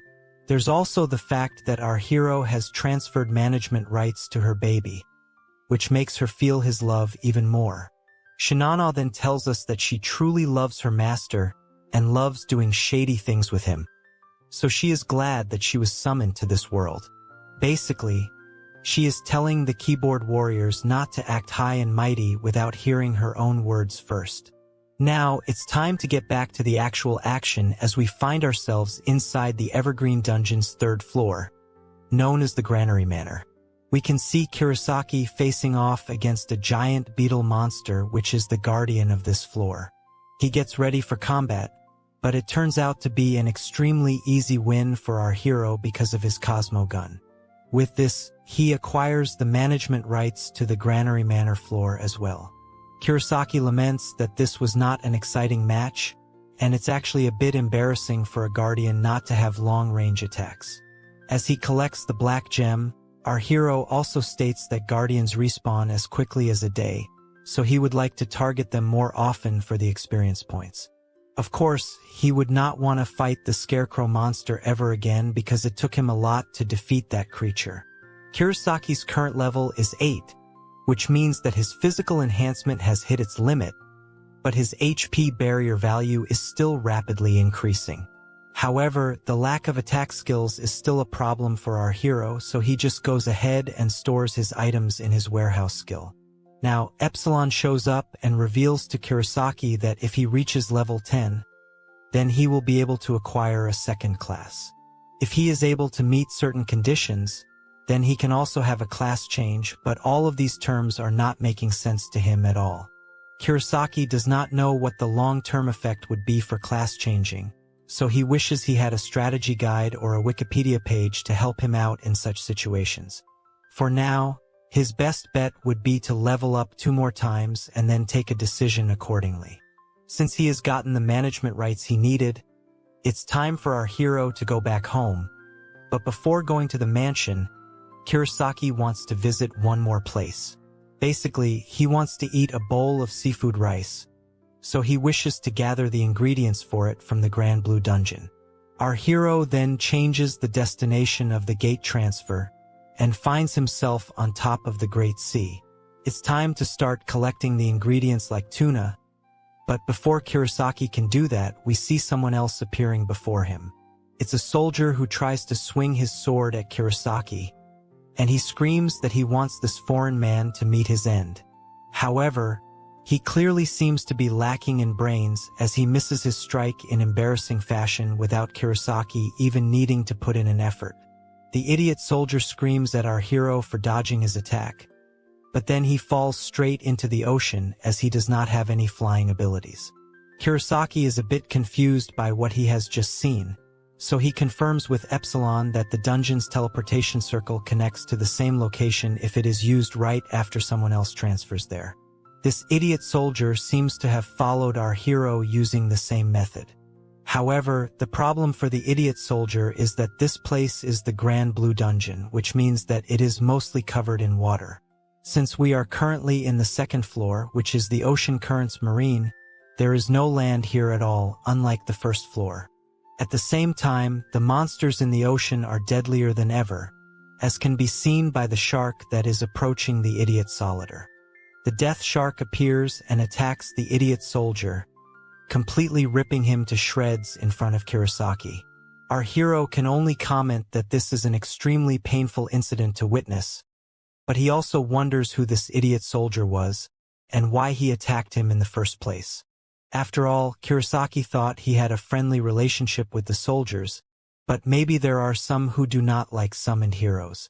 Now, we learn that the idiot soldier was actually the Drake fan who would activate Diddler mode to attack Shinano. Apparently, he did not like the fact that Kurosaki saved Shinano from his diddling ways, which was why he was waiting for the right time to land a sneak attack on Kurosaki. This explains the soldier's intelligence as well, and he is forgotten soon after the shark feeds on him, just like Drake's latest songs after his beef with Kendrick. Now, Kurosaki notices a lot of giant tentacles emerging from the ocean, with one of them having the death shark. The monster is revealed to be a giant octopus, and it crushes the death shard with ease. Our hero believes that this is the guardian of the floor because it is massive.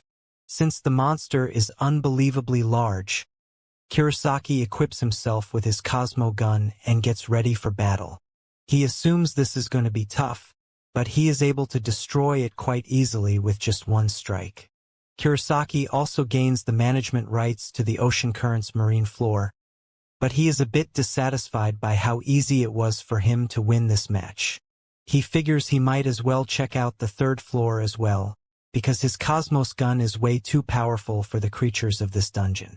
Now, the third floor, known as the Evening Calm Marine, opens up via the water of the ocean dropping to reveal a hidden entrance. Kurosaki is so amazed to see a hole in the sea that he wonders if this dungeon can be turned into a tourist spot. Something has to be at the bottom of this hole, so our hero decides to check it out. He continues to follow the path of the hole, and soon enough he comes across something spectacular. It's the guardian master not only of this floor, but of the Grand Blue Dungeon in itself. This is a sea dragon called the Leviathan, and it makes the giant octopus look like a fried calamari. The Leviathan takes a look at Kurosaki, and he worries that this is going to be a dangerous opponent. However, based on his battles so far, he feels even the sea dragon will be a simple case of all bark and no bite. With that, he unleashes his Cosmo gun and launches a deadly attack right on the Leviathan, hoping to one-shot it. However, the attack does nothing at all to the beast, and instead, it angers the sea dragon immensely. It does not take a genius to figure out that Kurosaki has messed up here, and the Leviathan unleashes an ultimate beam to finish off our hero. It's a deadly blast that wipes out everything in front of it, but our hero is able to survive the attack. Kurosaki may be alive for now, but how is he going to counter such a powerful opponent? With his maid wives waiting for him back home, should he stay and defeat the Leviathan, or should he just escape the dungeon with the help of Epsilon? Like, share, and subscribe if this story awakens the dark side within you. Please show these videos some love, Otherwise, I won't be able to continue with such intrusive thoughts. Okay then, I'll hopefully see you in the next one. Kurosaki has found himself in quite the pickle here as his entire HP barrier gets wiped out by only a simple graze of the sea dragon's blast. Our hero does his best to avoid the Leviathan, but he also comments that the game balance isn't adjusted at all. Epsilon shows up to tell Kurosaki that the Elysium is equipped with the highest technology, but he is not at all interested in hearing about that. He just wants to head back to safety because there's no way he's going to win against the sea dragon in his current state. The fairy girl states that our hero is still within the effective range of the dungeon master, so there's no way he'll be able to teleport right now. This is not good news for Kurosaki, as even Epsilon tells him to run as if his life literally depends on it. The Leviathan launches yet another blast, but this time, our hero is quick enough to get out of the effective range and escape to safety. He comments that he genuinely felt he was going to lose his life today, but now that he's safe, he might as well head back home and finish off some formalities before going to sleep. He also wonders what he should do with the seafood now, especially because of the vested interest from so many parties. It might be better to stop, but even Kurosaki knows it's a bit too late for that now. He figures it might be better for him to get closer to the soldiers due to the PK guy situation, but when he meets his buddy, he sees some damage done to his shop. Kurosaki asks what happened, and his buddy tries to play it off as something minor, but not the Drake kind. Kurosaki would rather not get into the details, so he offers to give the seafood he has gained. However, the shop owner seems a bit down, causing our hero to ask what's up. That's when he tells Kurosaki that he needs to be careful moving forward, as there are strange people sniffing around for him. They were the ones who messed up the shop, so Kurosaki is now interested to know more. Upon questioning his buddy a bit further, he learns that among these strange folks, there was a mid-rank maid who had hidden her face, but could not mask her voice. She isn't the main concern though, as there were also 2 female heroes of the highest rank involved. This is not something to be excited about, but when he hears that there are women involved, Kurosaki asks if they are cute and curvy babes. His buddy realizes where he's going with this, so he reminds Kurosaki to not let his intrusive thoughts take over. However, he too is a man of culture, so he reveals that the mid-rank maid looked delicious. The hero girls were wearing masks, so it was hard to judge their faces, but their bodies were definitely something else. That's all Kurosaki needs to know, as he is now looking forward to meeting his new enemies. The shop owner is surprised by our hero's confidence, but figures it must be because of his own skill. Now that they are on the same topic, the shop owner tells Kurosaki that he has a new maid girl by the name of Suzuki Fujiki, whom he would like to give to our hero. Of course, Kurosaki is not going to say no, so he takes Suzuki along, although she does look like she too has been brainwashed. Once he's home, his maid girls are shocked to see that he has come back with yet another slave. Rina states that these girls are not kittens, so it's a wonder how Kurosaki keeps getting them so easily. Of course, he is no stranger to kitties, but Rina states that her master really has way too soft a spot for cute girls. Anessa tries to calm her down, but then she notices something strange. Shinana has willingly walked up to Suzuki, and the girls stare at each other as if they know each other. After a bit of staring, Shinana hugs Suzuki in front of everyone, and even Suzuki does the same thing to her after a few seconds. This is an emotional moment for the 2 girls, but a confusing moment for the others, so Rina asks Kurosaki what's going on over here. He realizes that both the girls have the same last name, so it's highly possible that they are actually sisters. He wants to clarify something else, so he looks at Epsilon, who tells him that the thought suppression technique has been copied to Suzuki as well. This means that she is in the same boat as Shinana, but she seems to have enough consciousness to recognize her sister. On that note, Kurosaki decides to welcome Suzuki into his harem with a seafood bowl dinner. The food looks absolutely delicious, and the maid girls are thrilled to see how yummy a meal can be. There's tons of ingredients, so helping yourself to seconds is also an option. Our hero invites Itu and his maid wife as well, which means they too are making some progress with their friendship. All of this is nice for a wholesome moment, but we should not forget how evil and shameless this world actually is. That's when the mid-rank maid girl shows up and declares that she has finally found her target. Kurosaki is obviously confused over seeing a new maid, so he asks who she is. Our hero tries to be nice at first by offering a food bowl to her, but she is not interested in eating anything right now. She summons the two hero girls and reminds Kurosaki that he is currently a low-rank hero, so he should just do as she says if he does not want to face two high-rank hero girls at the same time. The mid-rank maid wants to know how someone like Kurosaki has the authority of the Grand Blue Dungeon. With a huge chunk of his cabin gone, Kurosaki definitely has a lot of problems piling up in front of him. The maid girls and Itu ask our hero who these people are supposed to be, and he hilariously states that they have come from the seafood wholesale family. He also realizes that the authority he currently holds over the Grand Blue Dungeon must be getting in the way of their monopoly on the rights. A fight cannot be evaded now, so our hero tells his maid girls to step back. He then asks Itu for help in guarding his babes because he can't afford to have them taken as hostages. Itu understands the assignment, so Kurosaki vows to pay him back for his assistance. Now, he intends to make a flashy display in front of his maid wives, so he can't look unsightly in front of them. However, he gets attacked even before the battle begins. Kurosaki is able to barely dodge the first blow, but then some fist attacks come in, and not the kind he likes to use on his maids. Kurosaki uses his barrier to block the fists, but since he is alone against two other high-rank heroes, he is going to face a real challenge. The fist attacks are rapid so that they can cover the other openings created by the large swings of their swords. This is way too bothersome for our hero, especially if we consider the fact that he has only dealt with monsters before. This is his first time against human opponents, so it's a fresh and tricky start.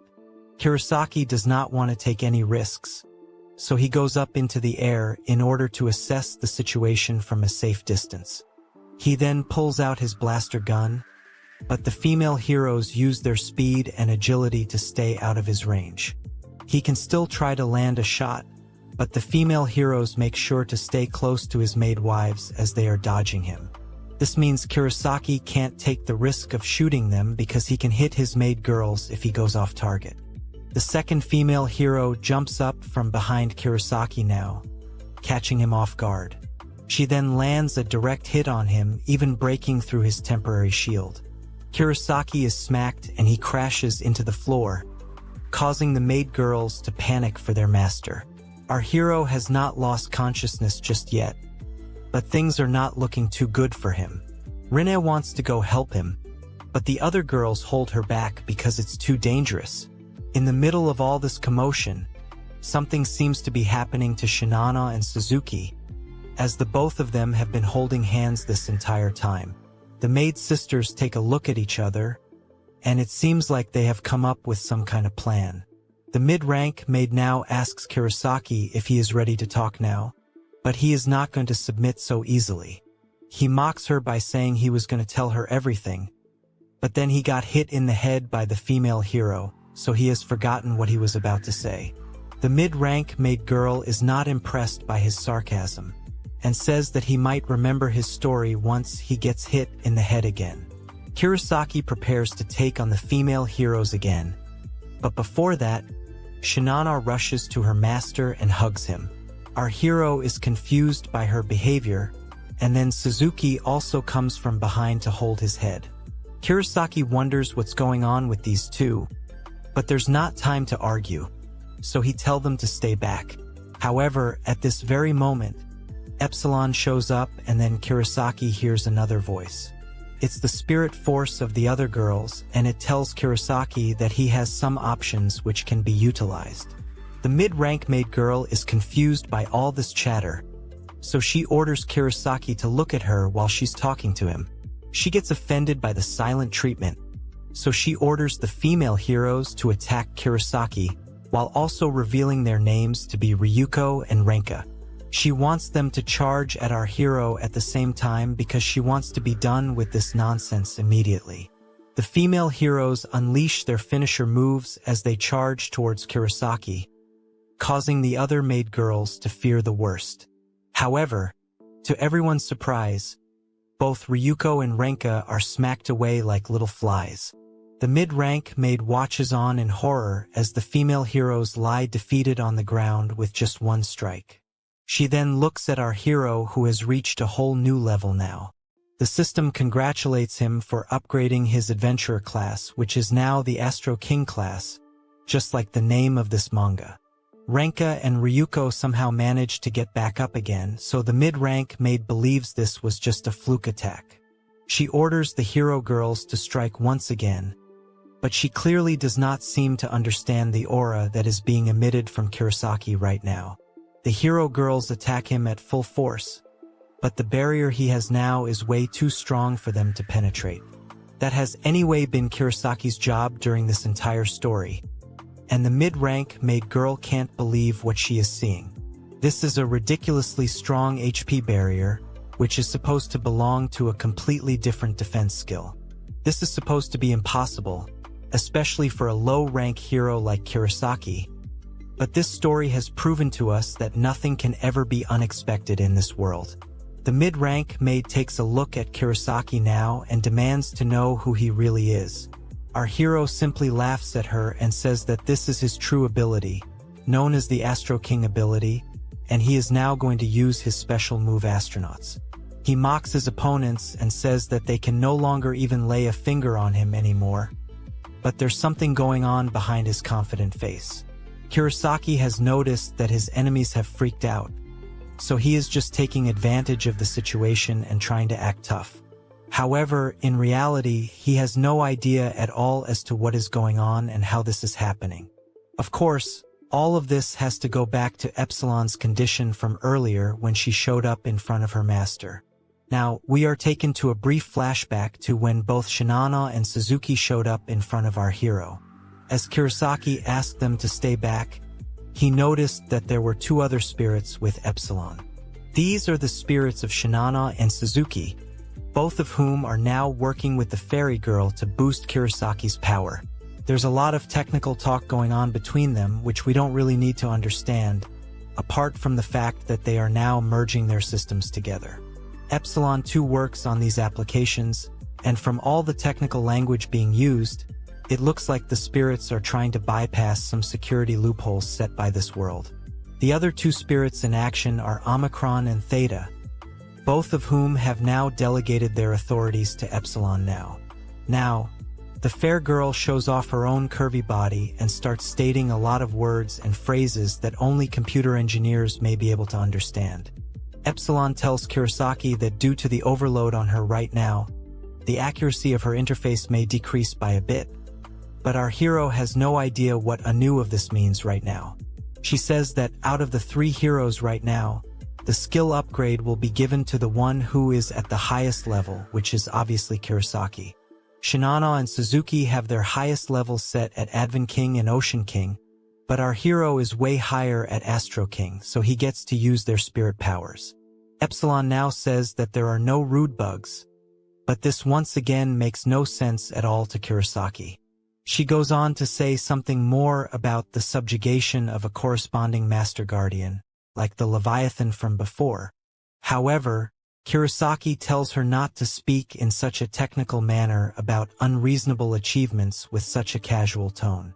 There's a lot about the practicality of what Epsilon is saying that makes our hero uneasy, but the fact that he is having this chat with the fairy girl right now does indicate that there is a chance for him to turn things around. He realizes that Epsilon has a thing for him as well, so he will go ahead with whatever name the fairy girl decides for him. She says that the name Astro King is cool and amazing, so they should go ahead with that one. At this moment, Kurosaki's class got raised to that of Astro King, and it was at this moment that the evil maid and heroes realized they messed up. Thanks to the three spirits coming together, Kurosaki is able to use the move Astronauts up to level 4, although it is stated as a temporary bonus. Thanks to that, Epsilon also decides to dress up her master so that he can look a bit more dapper. With our hero looking like a total boss now, we are back to the present where he decides to take down the hero girls with ease. He unleashes a barrier blast that destroys his opponents instantly, but he chooses to leave them alive for obvious reasons. This blast also causes another major portion of the house to get incinerated, and by the looks of it, this could be on the same level as the Leviathan blast. The hero girls are down and out for the count, but Kurosaki is more worried about the damage he has caused to the real estate around him. He clearly did not mean to do so much harm, but he obviously does not know the true extent of his powers. Our hero wants to make sure that Ryoko and Renka don't lose their lives here, so he uses his jet power to fly to their positions. The mid-rank maid girl is shocked to see what's going on over here, but she needs to remember that Kurosaki is still a hero, albeit a shady one. After assessing the situation of the fallen hero girls, Kurosaki decides to bring out his inventory to assist them with their recovery. The first item he brings out is the Lesser Heal Potion, which is familiar in role-playing games to treat injuries or wounds. This is not just good for healing, but it also revitalizes the skin, with regular usage even leading to reverse aging effects. Kurosaki makes sure his maid girls are also using this, which is why their bodies always look so lively. He even goes on to tell us that some potions may be able to regenerate the hymen, which would definitely make Drake spend all his money on it. This is also used by the evil folks of the world for doing illegal and incorrect things to the girls brought from Earth, so it's not always about fun and games.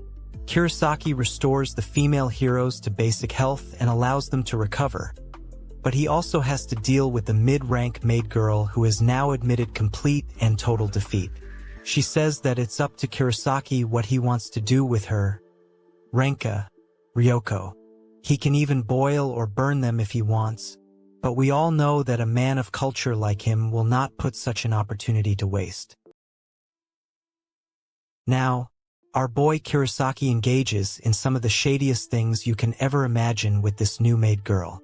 She's given tons of elephant water as a meal, and she does seem to appreciate it. The seafood distribution had stopped because she was in the castle, so our hero decides to visit her family to put in a word. He manages to get the job done from his end, although he does rely on looking scary for it. They come to an agreement wherein Kurosaki will open the first floor of the Grand Blue Dungeon once a week for the family until they have an heir to take over the authority. It's win-win situation as per Kurosaki, but we all know he's the one benefiting from this arrangement. Bro also tells the family to take care of the curvy hound babes Ryoko and Renka because he could get used to their pillows and kitties. After doing all of this, Kurosaki also realizes that he could enter all the dungeons without meeting any conditions till now because of Epsilon. We also learned that there was a nerf in the final update of his skills due to a war breaking out in this world, but our hero is not sure how to feel about it. Epsilon continues by saying the abilities of the adventurer class and all higher classes were also supposed to be nerfed, which worries Kurosaki a bit. With such great skills at his disposal, he would have understood the nerf, but now that he's gotten used to being the Astro King, he can't live without them. He asks his fairy girl if the paused update will resume and nerf him again, but she states she can't say more about that. It's a bit suspicious, but our hero figures now would be a good time to conquer as many dungeons as he can while he still has this new form. It turns out that the lower hero's mansion got destroyed due to the walls igniting from an alcohol explosion. It spread even further to the gunpowder barrels, so the soldiers made it one mess after the other. It's all about the bribes in this world, but that's actually how life normally runs in any world. Either way, Bro is done with whatever he needed to do here, so it's time to head back home and enjoy a nice, shady session with his maid girls. After an intense session of one elephant and multiple kitties, Kurosaki is told by his system that his babes Anessa, Rina, Sylvia, Shinana, and Suzuri have all conceived from his elephant water. Later, we see Kurosaki flying through the ocean sky with great speed, and he introduces himself to us once again. He reminds us that he obtained the class of Astro King during his fight with the Hound Babes. He's currently testing his skills in the Grand Blue Dungeon to see what all he can do.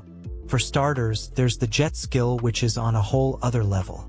He creates sonic booms and exceeds the speed of sound, which leads him to plunge into the sea after losing control. He also has the adapt skill, which means he feels no resistance whether in the air or in water. He has an advanced level of the step skill, and can also use astronauts, which is a deadly attack for any kind of battle. Epsilon adds that the Astro King class is capable of converting the energy of the void, but Kurosaki doesn't know anything about this.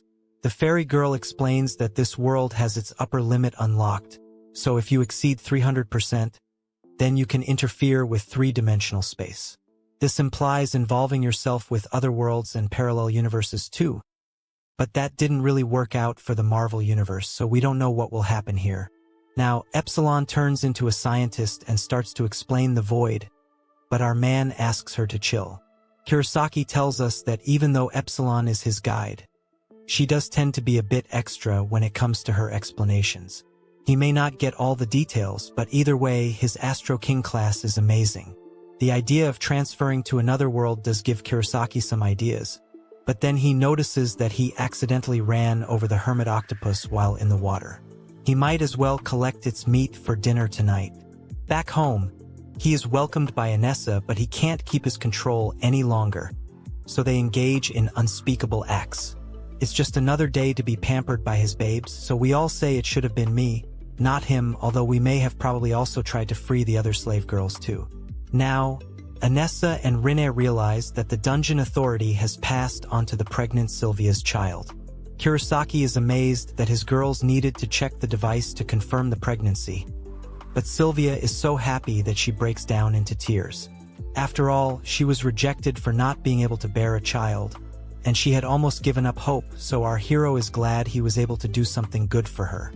Shinana and Suzuri decide to unleash their tongue twisters, and Kurosaki seems to like the fact that they operate like sisters. If they get along so well, it could be possible that they are actually sisters, which makes things more exciting for Bro. Now, it's time to get the story from Suzuri's side, so we have to go on another flashback. We are back in the real world of Japan in the city, where we see Suzuri checking out her phone. It's been 2 weeks since her Oni-chan went missing, and the news mentions the mass disappearance, although some people claim this is a prank by the students themselves. She figured that Shinana studies in a prestigious school, so there's no way this could have been a prank. The school is trying to cover up the scandal, but the parents are furious for having lost their children. The media is only fueling the conflict further, but no one is really trying to follow the clues. Over time, this topic gets forgotten about, but Suzuri was not going to just sit there and let it happen. However, one not-so-fine day, she also gets teleported from the real world to our hero's new domain. Of course, she is not aware of this place, and neither are all the other people from the street that got picked up. The guards are also shocked that so many people got sucked in, so it could be a case malfunction. Either way, they must do something, so the king speaks by calling everyone heroes. He says that men and women need to separate themselves, so the scam begins. Suzuri is confused, but since there are others like her, she blindly follows the instructions. However, she considers herself a fool for doing this, because she allowed the slave collar to be put on her. A fog creeps over her head, and the next thing she sees is something extremely messed up. The evil acts are first shown to the new girls as if it's a TV show, but since Suzuri could not believe what was happening, she started to lose track of reality. Of course, she did feel that Susanoo would have gone through the same thing, and eventually Suzuri was also subjected to the same inhuman treatment. This would continue for a while, till she got brainwashed into enjoying the acts, which is straight out of the Poughkeepsie tapes. There's one man who likes her a lot, but he's the same Drake fan Kurosaki had humbled earlier. Back then, Suzuri liked him because he said he liked her. Even with all this, whenever Suzuri would go to sleep at night, the one thought in her head at all times was to see her Oni-chan again. One night, a little bird shows up, saying sorry for the late support. It's none other than Omicron, who apologizes for not being able to find Suzuri earlier. Luckily, she is still able to reply to him, despite being somewhat brainwashed. Now, we move back to the present where we see our hero in action yet again. He is with the new freelance maid of the lower hero house, but he does not want to know her name as he might grow too fond of her and add to his maid-wife harem.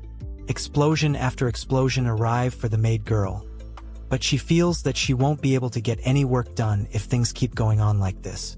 Kurosaki is a raging bull, so he tells her that taking care of his elephant is also an important job.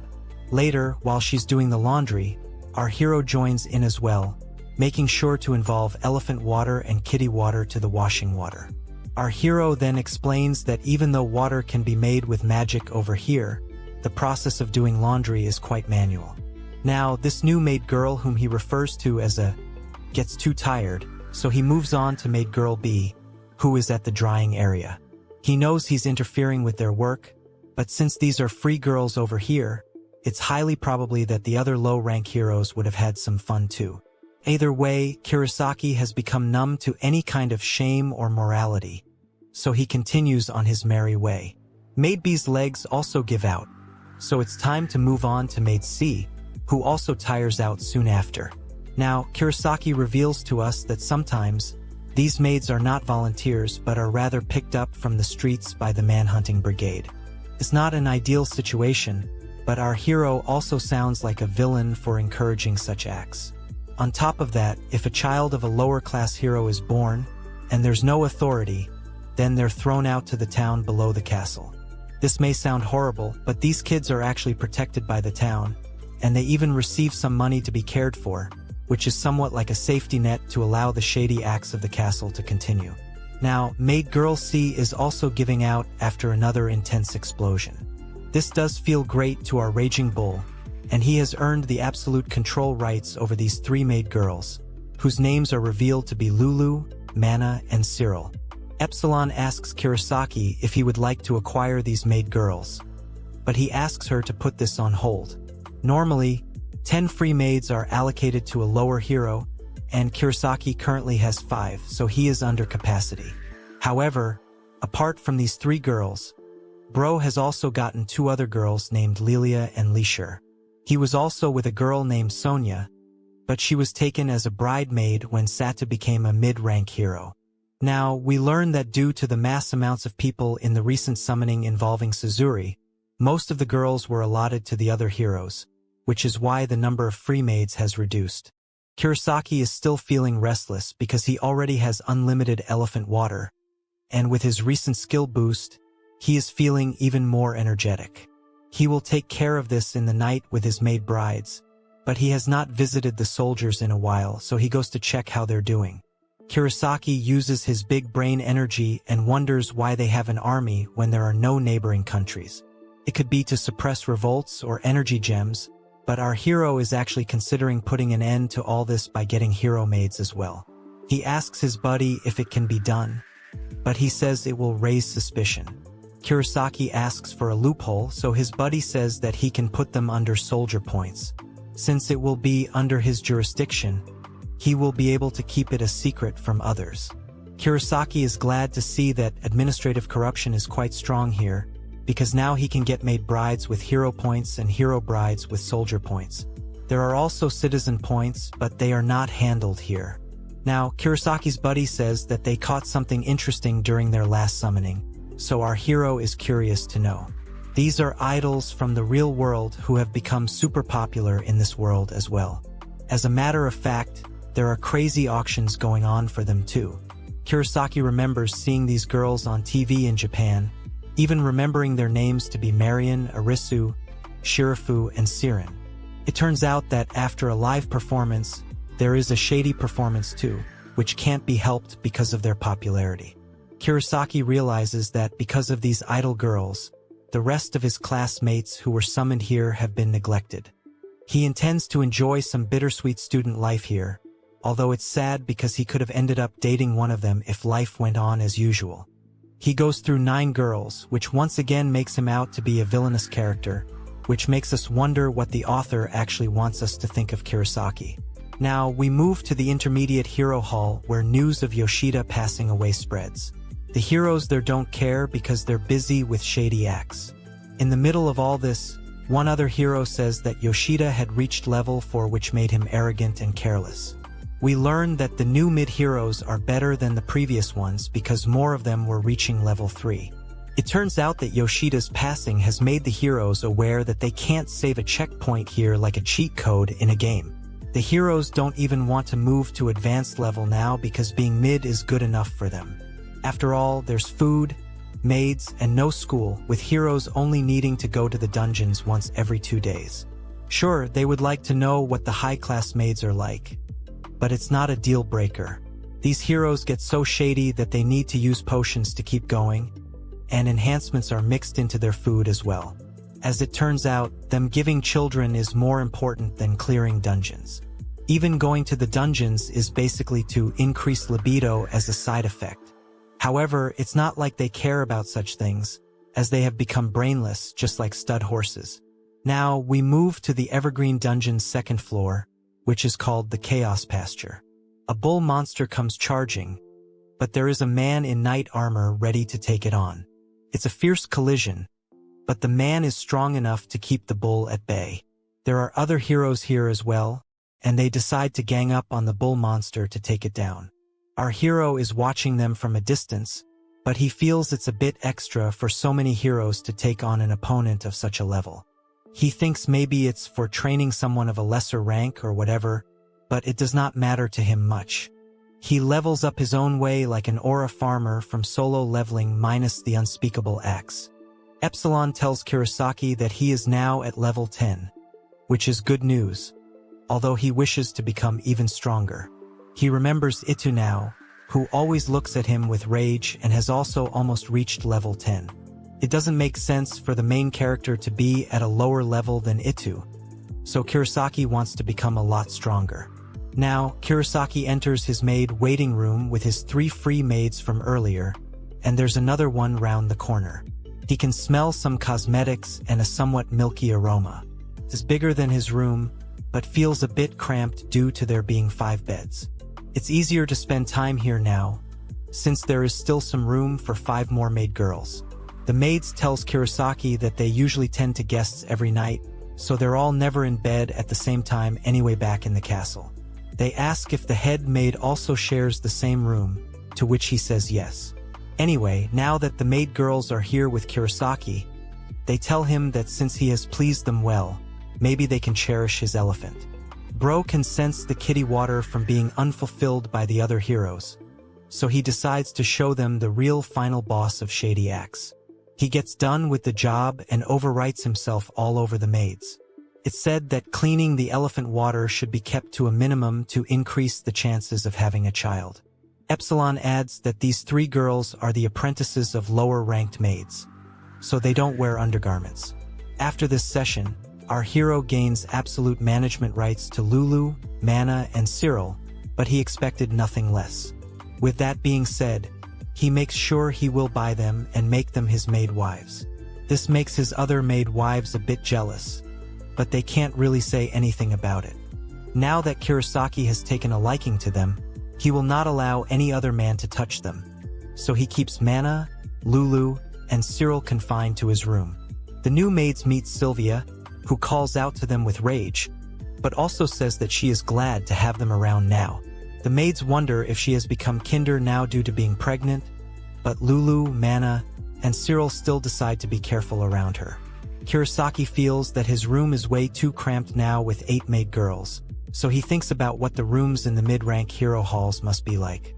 Anessa and Rinne immediately say no to this suggestion, which surprises their master. They say that maids like them are not allowed near mid-rank heroes, so Kurosaki asks about leaving the castle altogether. It's possible, but it won't be easy with this many maid girls.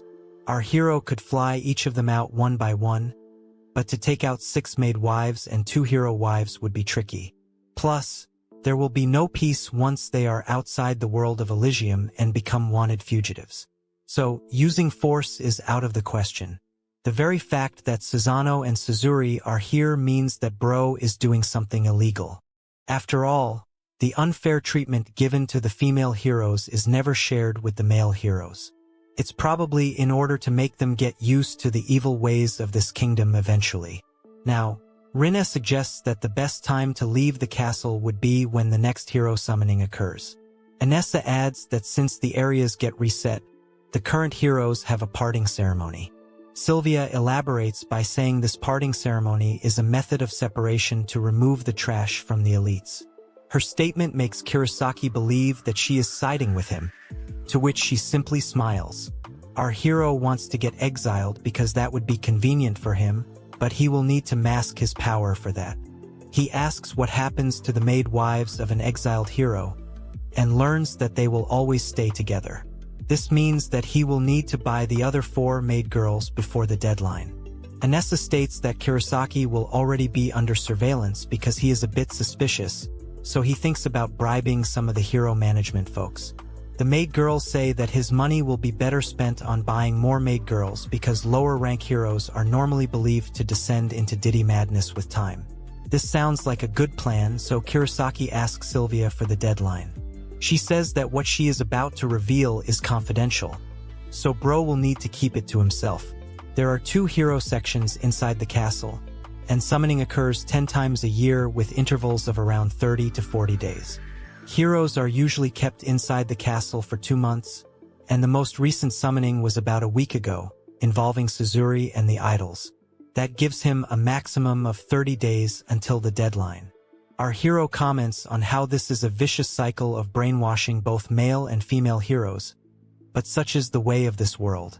After all, in high school, men have the most active elephants, and this kind of behavior will mess up the way they view women, which is why Comic Guzzlers repeats that this kind of lifestyle is completely wrong and unhealthy, including Kurosaki, who may have some control but is also a bit messed up. The next immediate issue is to do with the small room. So Rinne suggests turning the lower-rank hero hall into Kurosaki's personal harem hall. Itu can be controlled, but it's Suzuki and Tadahashi who need to be managed. Sylvia is a bit concerned to hear this because Kurosaki is suggesting ending them, but he says that is not the case. He knows that they will leave this place as soon as they become mid-rank heroes. Now we move to the mid-rank hero hall, where a bunch of mid-rank maids welcome the new joiners. The ones being welcomed are none other than Suzuki and Tadahashi, just as our hero had expected. The boys are glad to see so many maid babes, but instead of a blessing, there is some condescension. They ask for the head maid named Stella and tell her that all the maids here will be lower in rank as compared to their maid wives. They want Stella to understand and bow her head, but their wives say it's not like that over here. The boys want their wives to feel proud and arrogant, which makes them quite happy. Now, the boys turn to Stella and call her a lower-class maid who has been pampered a bit too much. It's time for some discipline, and the boys think that they are going to enjoy being here. It feels great both to the boys and to the maids because in this world, the higher the hero's level, the more enjoyable it is for the maid girls. Both Suzuki and Tadahashi have levels that exceed mid-rank heroes, which is why they are a bit too much for the mid-rank maids to take. It doesn't just stop at one maid girl, as they lay their hands on everyone in front of them. Both Itu and Kurosaki watch on as the boys fulfill their fantasies, and they are pleased that the plan has worked out well. Of course, Kurosaki did not expect them to be driven out in such a way, and Itu calls him sharp as well as his best friend. That's a good thing for our hero, and then the maid wives ask him about the tactic their master used, which is called power leveling. Kurosaki reveals that he was taking Suzuki and Takahashi around with him, feeding them experience points in the process. This forcefully raised their levels and fulfilled the conditions to be transferred to the mid-rank hero hall. Due to the status appraisal, they were able to get classified as mid-rank heroes. Rinne praises her master for his big brain energy, and suggests that the 2 maids who have gone with the boys give Kurosaki something as a parting gift if you can catch my drift. However, Sylvia says that no such thing will be done, and her word as head maid trumps Rinne's. Plus, she knows that the other 2 maids only look at our hero and the other maids as prey. Even right now, they will only try to milk Suzuki and Tadahashi for all they're worth. Now that Kurosaki thinks about it, he recalls that these 2 maids are quite selfish indeed. They used to keep asking him for favors even in the middle of shady acts. Bro could not feel their dedication to their duties as maids, so Rinna now agrees that those ungrateful maids should not be around them. Now, our hero says that while it may be fine to kick them out, what will happen when they get replaced? However, Sylvia says that she wouldn't worry about that because there are too many heroes in the other section. They will not be able to spare replacements for just 2 loser boys, which is also why they are understaffed when it comes to maid girls. Rinna is glad that this thing is settled, so she says that they should coordinate with the next appraisal day, as the current one is tomorrow. However, Kurosaki tells her that is not going to do at all. He needs to strike while the iron is hot, which is why he is planning on abducting them tonight. They will then be taken to the dungeon for power leveling, so that our hero does not have to worry about waiting for such a long time. On that note, Kurosaki clenches his fist and says that it is going to be an effort which will go all night long. Now, Kurosaki goes to meet Itu, but when he knocks on the door, nobody answers. Bro can definitely feel his presence, so it's a bit suspicious. It could be that he is in the middle of something, which is true, as he is in the middle of some kitty. He is told by Alice that someone is at the door, but Bro does not care. He wants Alice to only look at him, and he calls her truly beautiful. He's such a simp that he says Alice is like a light fairy, although with a flat-screen TV. He even calls her a goddess, but to violate a goddess is the ultimate sin. Even so, Itu does not care, so he goes for it. The shady session extends towards multiple explosions, and Itu feels that they are blessed to be able to do such things. This is when Itu's dolphin version of Epsilon shows up and mocks him for being so absurd. Itu does not like his navigator spirit at all, and makes it known to him. The argument is halted because Itu does not want to love Alice with impure thoughts. He decides to forget about the dolphin and goes on to say a whole bunch of simp stuff before exploring Alice's wonderland. As the session continues, Itu pours some potion on Alice, because he does not want her to get corrupted with each shot. Bro is really weird, but at least he's respectful. The dolphin appears again to crack some jokes, and he tells Itu that instead of focusing on a maid girl who's already pregnant, he should focus on the other slaves. Itu tries to keep himself in check because he does not want Alice to see his dolphin. It turns out that Itu had promised Alice that he would never do anything unsightly in front of her, such as raising his voice or being violent. However, Kurosaki continues with the knocking, so Itu forgets all his promises and launches an attack. Our hero dodges it, but his babe asks him if it is okay for them to continue. He is unhinged like a total Chad, even as Itu blurts out all kinds of expletives at him, thinking he is some kind of delivery boy. However, Domino's does not deliver to this world, and he quickly realizes that it's Kurosaki at the door. Itu goes from angry beast to gentle boy as he greets our hero. Of course, Itu does not want Kurosaki to look at Alice in her birthday suit, but our hero promises he is not looking. Anyway, he needs to borrow Itu for a bit because he himself can't look at other people's statuses. He reveals the plan to kick out Suzuki and Tadahashi, after which he reveals that the both of them have been secured. They seem to be down and out for the count because of excessive explosions, and Itu notices that they are quite weak. With not a single condition met for a class change, these boys are actually quite pathetic, so Kurosaki decides to go ahead with the all-nighter he had planned. He gives Itu a bag head, after which the both of them get into some bizarre disguises. Now, we see the both of them going at it in the open field, taking down several monsters with their immense strength. Since the weak boys are with them, they will get experience points, even though they are passed out. Kurosaki still thinks that this system does not make sense, as the others are not even doing anything, but it would be better not to ask too many questions. The boys hunt with a clear mind and take down tons of monsters. Now, the Scarecrow monster shows up and attacks Kurosaki, but he blocks him with ease. He is much stronger now, but then Itu takes down the Scarecrow with one blow. Our hero is surprised to see this, as the Scarecrow is no pushover. Itu has become quite powerful, even though he is not in the combat class. Kurosaki does want to remain stronger than Itu, because he goes totally berserk like a madman.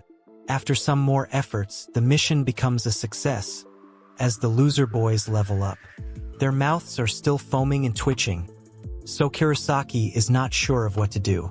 The boys' elephants suddenly stand in attention, which could be a side effect of leveling up.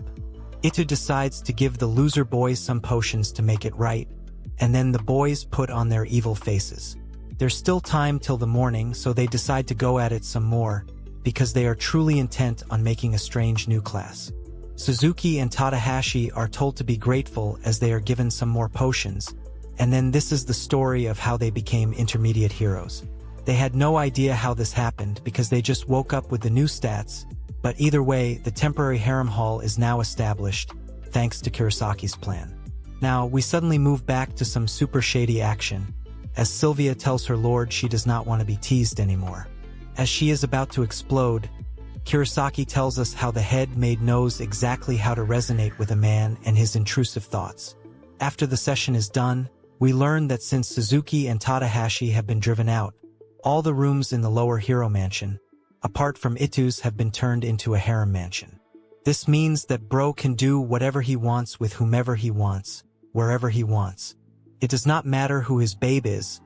Kurosaki can unleash beast mode as he pleases. Suzuri is taken in the dining hall, and then it's Rinne's turn in the bathroom. This is the life every man of culture wishes to live, minus the forceful stuff we have seen before this. Plus, life here is much better than the intermediate hall, where any man can try to steal your girl. After all, after living such a lifestyle, going back to Japan does not seem feasible anymore. Even the convenience store clerk asks for a quick one, so bro activates flash mode. Next is Shinana at the front door, and this time she seems to have really expressive eyes. Kurosaki hopes this means enjoyment and he carries on. All of a sudden, she says the word going after her explosion, and she repeats it a couple of times, much to the surprise of our harem king. It seems as if she wants to go to the dungeon, and that's when Kurosaki realizes that Shinana and Suzuri are supposed to be heroes as well. Shinana once again says that she wants to go together with Kurosaki, so he feels a little bit of hunting won't do any harm. Of course, he wouldn't want his babes to level up to the point where they become extra thirsty, although that would be cute to him. He needs to ask Sylvia about it first, and she says there is no problem as long as Shinana wishes to go with him. However, there is the obvious issue of her maid outfit standing out at the dungeon hall with the teleportation magic circle. Kurosaki agrees with her, so he gets Shinana some casual clothes sold at the hero counter. Honestly, this looks more like cosplay, considering the nature of the shop. Bro wishes he knew about this sooner, but better late than never. Now, we move to the evergreen fourth floor called the Agriland. The place is filled with weak enemies, which makes it a perfect hunting ground for farming experience. Shinana has been given a spear for poking, and Kurosaki is going to do the heavy lifting.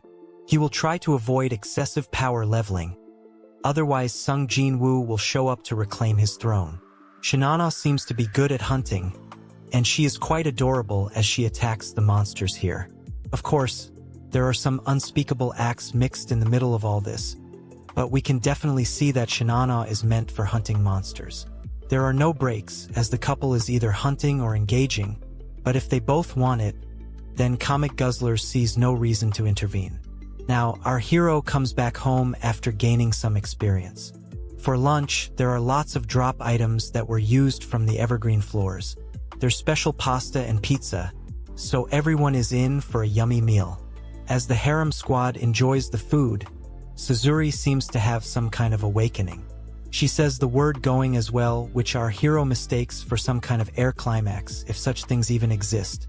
However, Suzuri is able to call Kurosaki Oni-chan and asks to go together, so at least we know that both the hero girls are willing to be here. Shinana pats her on the head, and she expresses feelings of happiness, which is another good thing in a world so messed up. Kurosaki is also pleased that Shinana and Suzuri get along like sisters, but it does as though Suzuri feels left out. He gets her an outfit as well, and decides to take them both for leveling purposes in the afternoon. They hunt in moderation to the point where both the hero girls are grown to level 3.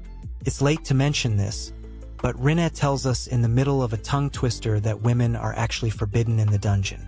After all, if they level up with more HP, then men at lower levels will not be able to get shady with them. Speaking of females leveling up, Kurosaki remembers the Hound Babes and his conversation with their master in a brief flashback. He revealed that both the girls managed to get strong, rare classes at the time of their summoning. People like these are bought by rich nobles, who enjoy them for a while, after which they are sent to the dungeons for training.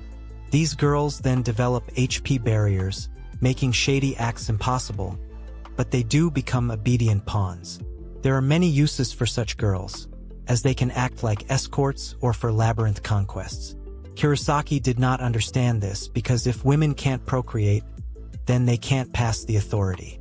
If the girls survive for too long or grow to a certain level, then they become difficult to keep, so they are forbidden from entering dungeons. The reason for this is only found in rumors that state how there have been enough female heroes who had grown to levels which would invalidate their contracts. The Lord also mentions that men in general would not want to have someone so powerful by their side.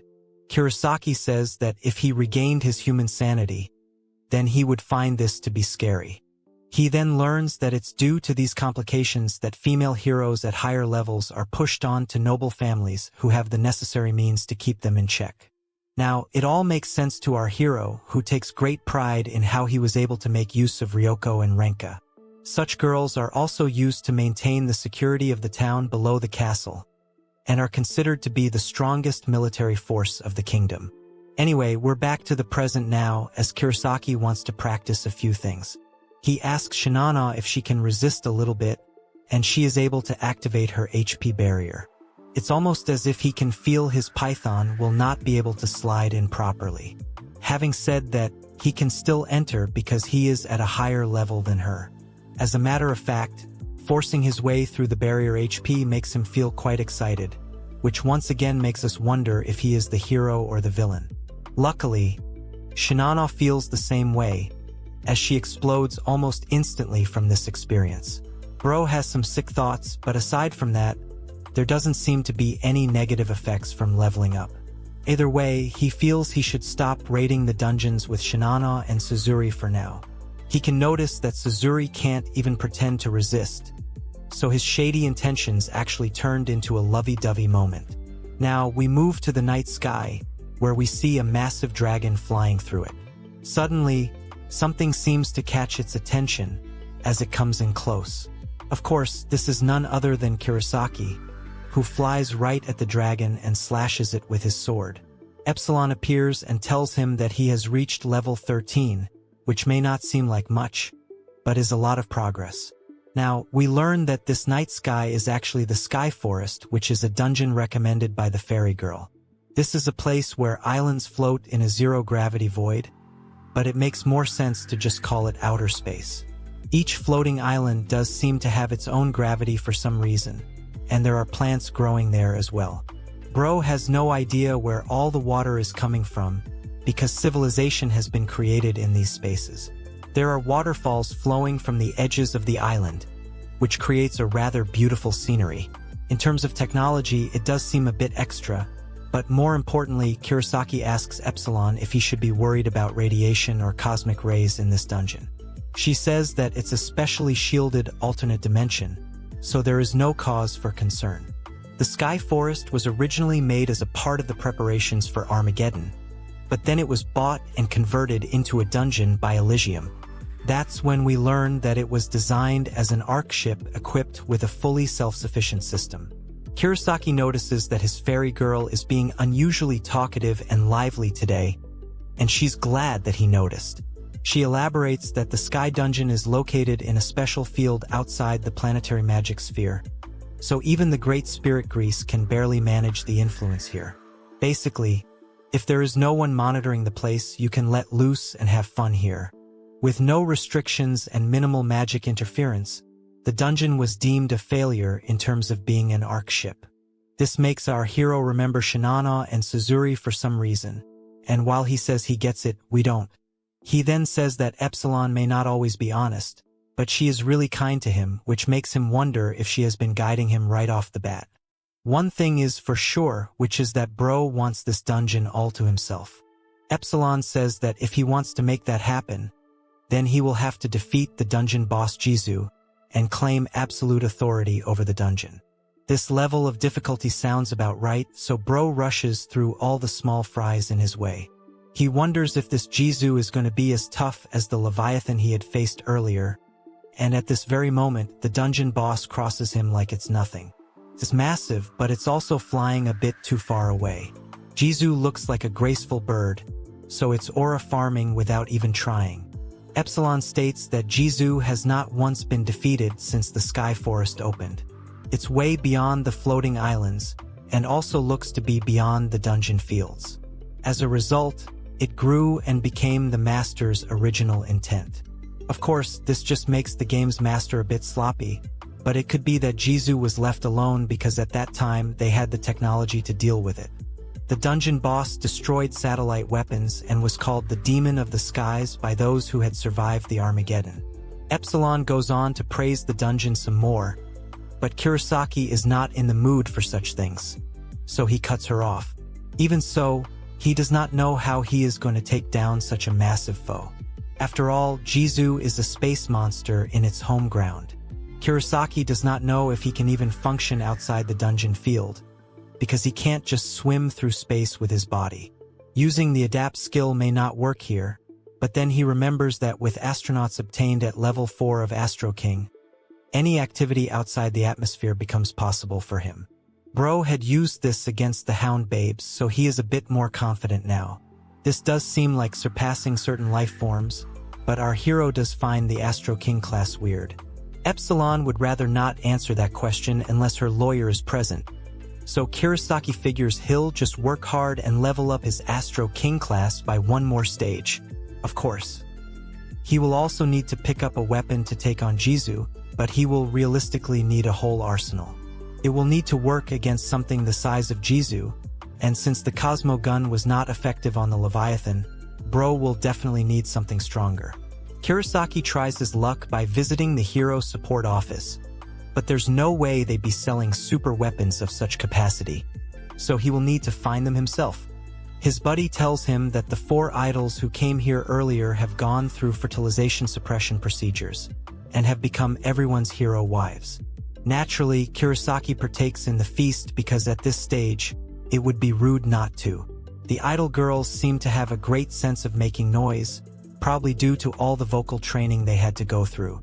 Epsilon asks Kurosaki if he would like to bypass the fertilization suppression and impregnate the idol girls, but he tells her no because the idols will lose their value amongst the soldiers if that happens. Plus, they might resent him for doing that, and he does not want to ruin the good relationships he's built.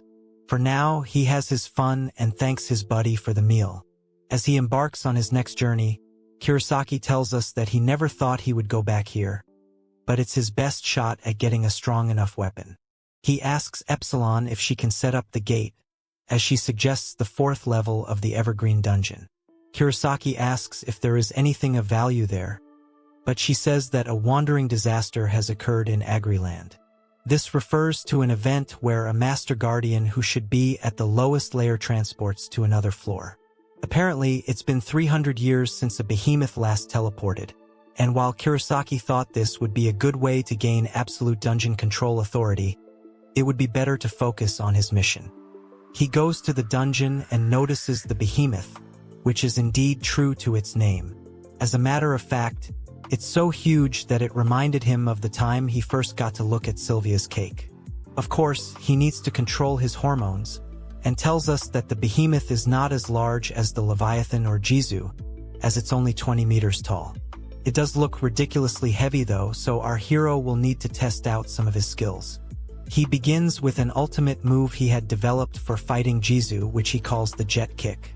Kurosaki begins the fight with the kick, but even after landing a direct hit, the monster doesn't even budge. Strangely enough, the behemoth just looks at him and then goes on to eat the corn monsters. There is no counterattack, which makes Kurosaki confused. Anyway, he brings out his sword and slashes the behemoth multiple times, but still gets no reaction. This could mean that it is one of those monsters which does not actively attack or even counter when struck. It may be unconventional, but the behemoth regenerates in no time, which amazes our hero. With no other choice, Kurosaki uses the cosmic gun on it, and while he does make a big dent, the monster is able to regenerate that as well. He gets disappointed by what he sees, because there does not seem to be any way to defeat the behemoth head-on. Epsilon says that this beast is a specialist in master regeneration, and it can do so at incredible speed as long as it has food. This means that as long as it is in Agriland, it is invincible. Kurosaki does not want to waste any time, so he figures he'll just take some meat off its back and head towards his actual destination. He'd like to taste some mammoth steak, and more importantly, it seems as though the behemoth is going to be here for another year at least before it heads back to its original floor. Since it doesn't attack, Bro will still be able to hunt as long as he avoids it. Of course, there's the fear of getting stepped on, and the psychological pressure is no joke either. If nobody comes here anymore, then the grain prices will increase like crazy, which is not a good thing. It would be better to have the intermediate heroes and the senior castle hero go and subjugate it, but Kurosaki would not want others to benefit from this. He's had his fun now, so it's time for his main objective, which is the Last Heaven dungeon. Our hero gives us a brief reintroduction as he enters the place he said he would never come to again. He is now on the second layer called Silicon Valley, which isn't too different from the first one. His main goal is to find a weapon which is strong enough to beat Jizu, because even though Astro King is a cheat class, it is basically another form of being an adventurer, so it does not grant any special combat skills on leveling up. We are told that Last Heaven has 5 layers in total, with Aurora Circuit being the highest. The Master Guardian of Silicon Valley is a giant robot named Daedalus, with whom Kurosaki has no intention of fighting. After all, his main target remains Jizu, so he will keep his eyes on the prize. Suddenly, he gets attacked, so he turns around to see some flying tanks, which makes his face squirm. Epsilon says these are magic tanks, but Kurosaki says it's stupid to just call something magical to make it able to do impossible things. Some more attacks come his way, and this time it's from a magic flak, which is like an armored insect. The battle gets ridiculous for our hero, as he feels the magic flak is all about style, energy, and good old narrative convenience. Since it has tons of guns, Kurosaki does not hesitate to call it an American-style monster. Either way, he kicks it down with one strike, and manages to take out some more of them as well. He strikes a pose at the end of this attack, but the magic tanks are still there. They continue firing at Kurosaki, and while there's enough firepower, Bro is able to dodge the attacks and show off some of his moves. Kurosaki is just flexing at this point, as he unleashes his Rising Dragon jet kick on the magic tanks. He destroys all of them and checks out the drop items. He notices a lot of circuit boards and similar objects, but it does not look like he can use them to even enhance his current weapons. The enemy shows up so often that these drops can't even be considered as rare items. Even though his storage has upgraded to hangar with 10 times the capacity, these drop items are too much and not valuable enough. There's nothing that's good for him just yet, as he already has the Cosmo gun, which surpasses the current drops. He can see a powerless refrigerator, a washing machine, and even a microwave, but he wonders if this breaks the world's themes. Epsilon explains that the Last Heaven is themed after the apocalyptic world of a mechanical civilization. The dropped items provide players with conveniences to improve their lifestyle. Of course, convenient things are nice, so Kurosaki feels his maid harem will be thrilled to see the items he has found here. It's hard to believe that this world has household appliances like on Earth, and even more so that there are certain toys too. Kurosaki feels he should try it out on one of his babes, and then he thinks about magic and science being closely related to one another. Could be a reversal of Clarke's 3 laws, but some people are not here to blow their minds. Anyway, our hero knows that the people here are similar to humans in terms of intelligence, so their methods would obviously converge. Something that's bothering him is why a biplane has dropped from a saucer tank. It has crashed, so he wonders if he was supposed to catch it. Epsilon starts to explain how this is all a part of his progression, but Kurosaki can't believe they debugged this too. He hunts for some more time, but comes back with no notable results. It's not going to be easy for him to find strong weapons, so his mission is going to take a while. Anyway, he goes back and decides to have some stress relief sessions with the idol girls. He is with Marion right now, who definitely doesn't like it soft. She used to be a real idol in Japan who had no connection to him, but now she is engaging in unspeakable acts with Kurosaki. He doesn't seem to get tired of her either. Next up is Shirafu, who definitely has the best voice out of all the idols, but not for singing. Of course, this is expected of an idol girl, and Bro could hear her voice forever. And then we have Alice, who has the best tongue twister technique because she gives an added dose of Hawk Tua. She can handle multiple targets while moving her hips like Shakira, so she is definitely a pro. Alice also seems to like elephant water as a facial cleanse method. Now, there's Syrian, who has a cake worth eating. She definitely likes that kind of treatment too, but Kurosaki makes sure to give the conventional kitty treatment as well. Bro has a go at all four idols and manages to achieve something monumental as a man. He is applauded by the others, and it turns out that these idols have used their real names, not any stage names. Now that he thinks about it, Kurosaki notices there are quite a few female heroes here. Turns out that a lot of them were summoned at the same time, so it's like an all-you-can-eat buffet.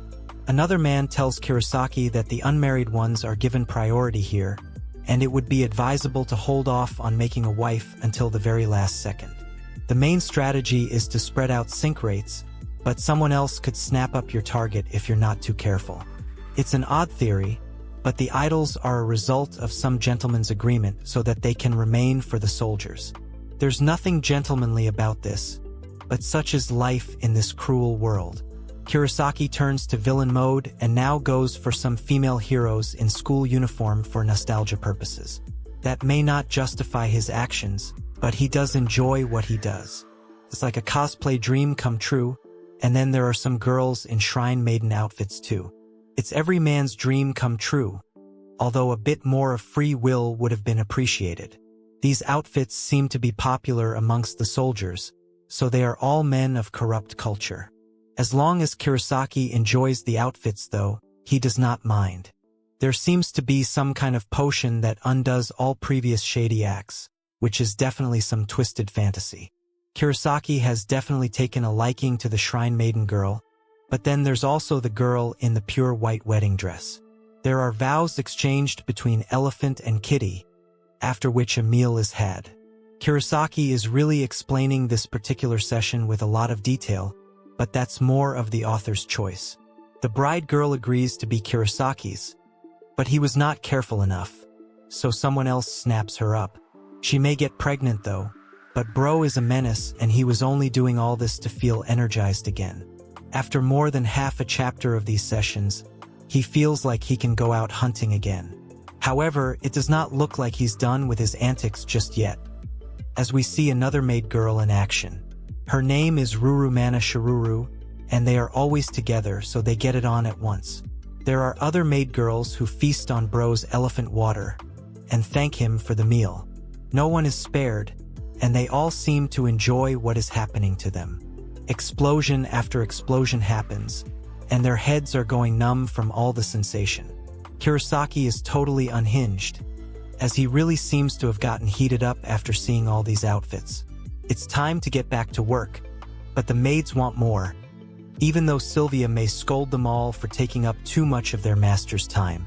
Even Kurosaki considers leaving, but his babes convince him to stay and let them serve him some more. He is ready to explain to the head maid why he let these three girls slack off work, and then he continues with his session. The unspeakable acts go on for a while, but the maid girls show no sign of stopping. One of them wants her pillows fondled, but Bro wants to take the cake first, and then he proceeds elsewhere. At this point, it's hard to keep track of which maid girl is who, so we'll just generalize for now. The one he's currently on feels like the best of the lot, and she's worried about her age, so she is most definitely Sylvia.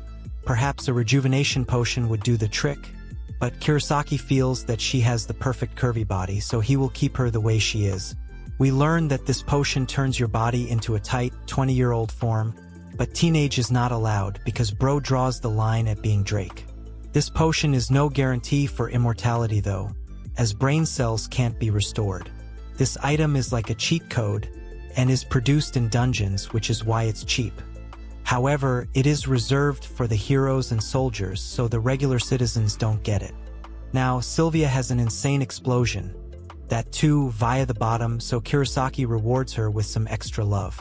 The twisting goes on for a while, and then Sylvia is asked to taste her own Twin Peaks.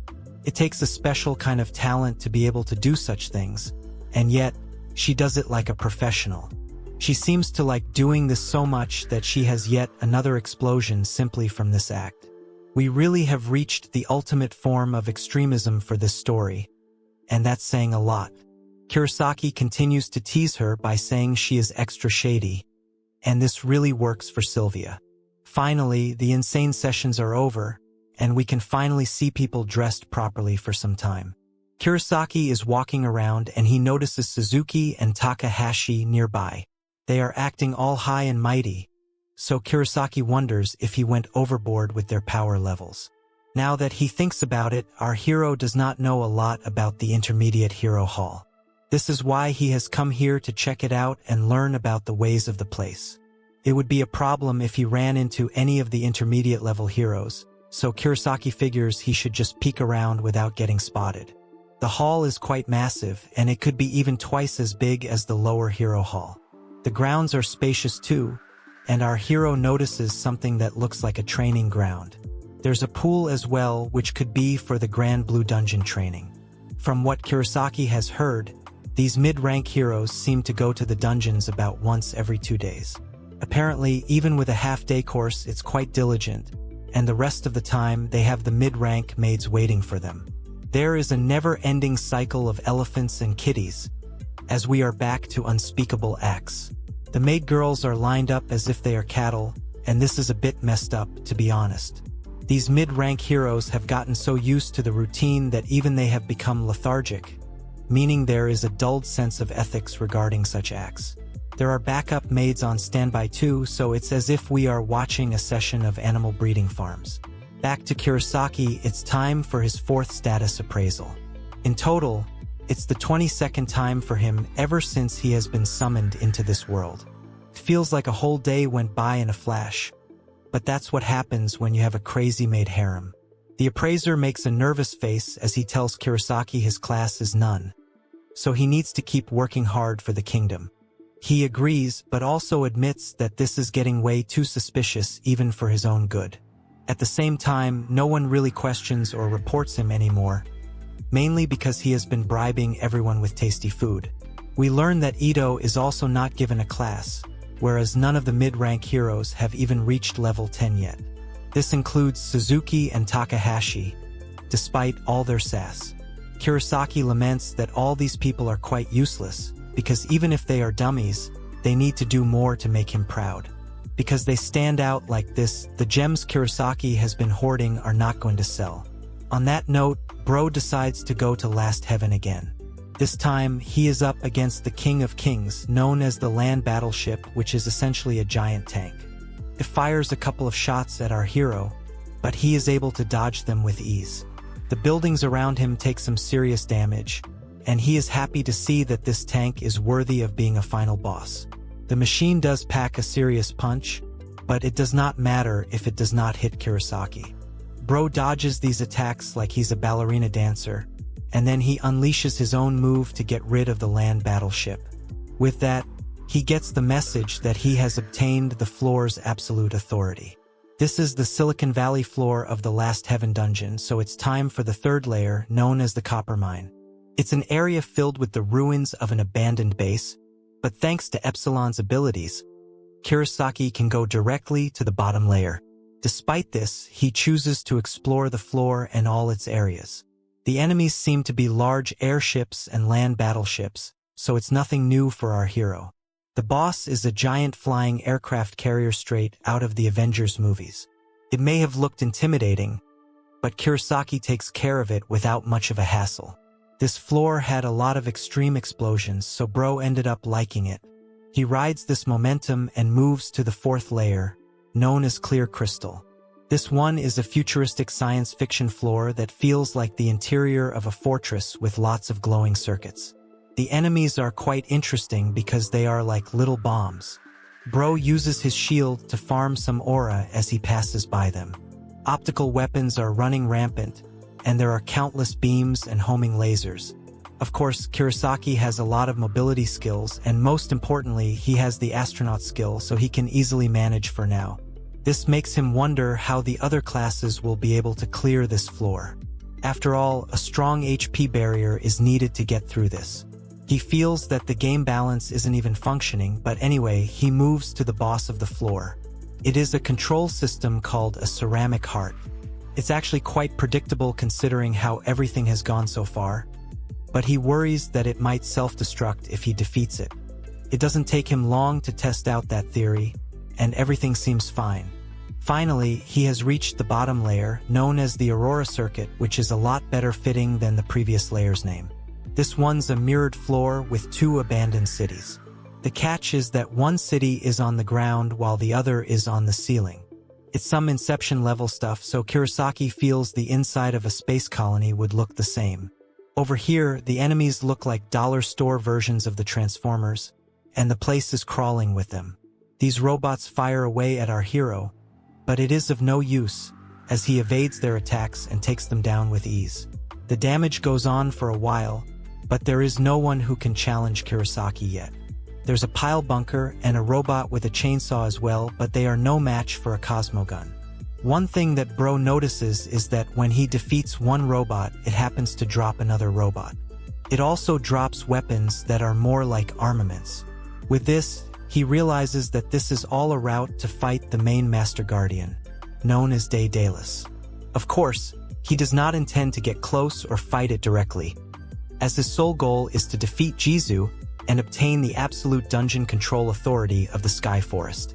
So, Kurosaki intends to continue focusing on small fry robots that can be used as weapons against Jizu, because if he defeats the final boss, then he won't be able to fight any longer. This is feeling more like a chore to him now, and such heavy aspects are not good for Kurosaki's mental health. So, with that, we are back to Kitty territory. After all, he wants to take it easy, so he has regular shady breaks to keep his own morale high. He decides to go for Rina this time in her maid outfit, and she instantly identifies that bro is feeling stuck somewhere, and not her kitty. As always, she is the smartest of the maid girls, so Kurosaki decides to give her some extra attention. She states that since it's her master, he will find a way around it, although it does feel like he is struggling right now with his chore to find the perfect weapon. Rina says that if her lover boy has any kind of frustration, then he should feel free to clear it all out on her and the other maid girls. He is happy to hear how considerate Rina is, because the other babes are not capable of such empathy. Bro rewards her with some elephant water, but this is not something that can be resolved just 1 or 2 times, so he decides to keep her with him for as long as he needs. As expected from her, she keeps up with Kurosaki despite an endless supply of explosions. Next up is the duo of Shinana and Suzuri, who at this point are like a package deal. Our hero does not know if they are real sisters or not, but he has decided to treat them as such, although this does border on Alabama territory. Shinana is good when it comes to the tongue twister 300. Suzuri likes to keep it lighter. Bro finds it cute, but there's nothing innocent about what he's doing to them. It's quite exhilarating because it's like he's with Bonnie Blue and Lily Phelps. Kurosaki worries that he might end up overdoing it, as Shinana's insides are already reacting strongly. Shinana is also extra excited, probably because Suzuri is with her. With that, the two of them also engage in some tongue twister action, which is a dream come true for any man of culture. Seeing this is enough to make bro shoot an early hoop, but he has an unlimited supply of energy, so he can always go another round. Clearly, there is a lot of excitement here, which means that Shinana and Suzuri perform better when they are with each other. Kurosaki continues to explain his session with these girls, as he feels they are raising each other's levels this way. The moral of the story is that a sister duo is the best, regardless of whether it's actually true or not. It's the bond that matters, and beauty lies in the eyes of the beholder, although this is not the exact depiction of what most people would call beautiful. Anyway, Kurosaki has done it tons of times now, so he is refreshed and ready to go back to his chores. Now, it's time to move to a shorter chapter where we see a bunch of maid girls completely exhausted. Now, someone walks into the scene with his birthday suit on, and he orders one of the maid girls to give him a cola. She goes to get it, but there is only ginger ale available, so she asks him if this is okay. He grabs her and says he will treat her well if she brings it to him. She says it would be an absolute honor for her, because this man is a high-rank hero named Takahashi. He goes to sit on one of the couches, where we see someone else spending time with a maid girl. His name is revealed to be Satu, and Takahashi calls out to him, saying it's been a while. Satu says that Takahashi is the one doing well, because he is a high rank now. He replies asking if Satu is being sarcastic because he too is amongst the highest ranked, although in the mid-rank range. The men continue talking while in the middle of playing elephants and kitties, so this is really some odd kind of society. Satu asks Takahashi what he is doing here in the mid-rank hall, because the high-rank hero hall is a luxury facility designed for royalty and nobility. It actually surpasses the mid-rank hall in every possible way, although these two places are connected to each other via a corridor, where even mid-rank heroes are allowed. This is done to tempt the mid-rank heroes to perform better and reach the high-rank hall. Now, Takahashi reveals that there are only 3 high-rank heroes in total, so he wants to have a change of chat partners every once in a while. He can't say certain things to his wife maids, so Satu is a better option. Now, the maid girl with the ginger ale shows up, and Takahashi takes her right there. The high-rank hero says that fresh cake that gives in immediately is quite boring to him now. Satu says that even so, if a plump bottom is in front of him, he'll want to tap it, as he is still a man of culture. Now, Takahashi asks what happened to Suzuki, and Satu says that he is probably doing some kind of group assignment in his room. Takahashi says that it's best to enjoy the newer thrills while they last, because this kind of behavior will not go on forever. He admits that he does not have any ambition right now, and he would gladly just laze around all day while getting with his maid wives. Satu can't believe what he is hearing, but Takahashi tells him that his maid wives will tell him the same thing if he passes on to the next rank. Satu then says he does not care about the fools who mess up in this mid-rank hall anyway, so Takahashi tells him it's too late anyway for them. Now, we move to Kurosaki again, who is being just a chill guy with his babes caressing his head while he rests on their laps. The preparations for our hero to face off against Jizu are complete now, so he has a very relaxed face. Having said that, he is feeling a bit hesitant to go out there and get the job done. If he's being really honest, he's actually scared to go ahead, because that beast is a monstrous existence beyond reason. There is no need for Kurosaki to risk his life for authority against a creature like Jizu. After all, it is perfect for him to continue with his current life, lazing around and enjoying endless days of unspeakable acts with his maid babes. He also has to keep his promise of giving them kids all at once, so he will have to decide the order too. He feels Sylvia would be the right starter for him, and in case they all get kicked out of the hero hall, he can always buy a fancy mansion in town. He is earning loads of cash to support all his maid wives, so he is living the rich life too. It isn't all that bad, but then again, if he can do this for the 2 hero brides, then he will go ahead with his mission. No matter what the outcome will be, he wants to take the risk for Shinano and Suzuri. He is ready to go for his mission, but before that, he must refresh himself with some more shady sessions. How much action can bro get? Does he not get tired at all? What kind of raging bull skill is this? And when are we going to see an actual villain in the story? There is an extremely shady session ahead, but we have come to the end of this video for now. Like, share, and subscribe if you're thrilled to see Kurosaki back in action with his babes. Who's your fave? Is it Anessa, Rine, Sylvia, Suzuri, or Shinano? How about the idols Alice, Marianne, Siren, and Shirafu? There's a lot more stuff going on that would make shady seem like an understatement. So show this video some love if you want to see more of him and his maid girls in action. Okay then, I'll see you in the next one with some additional chapters.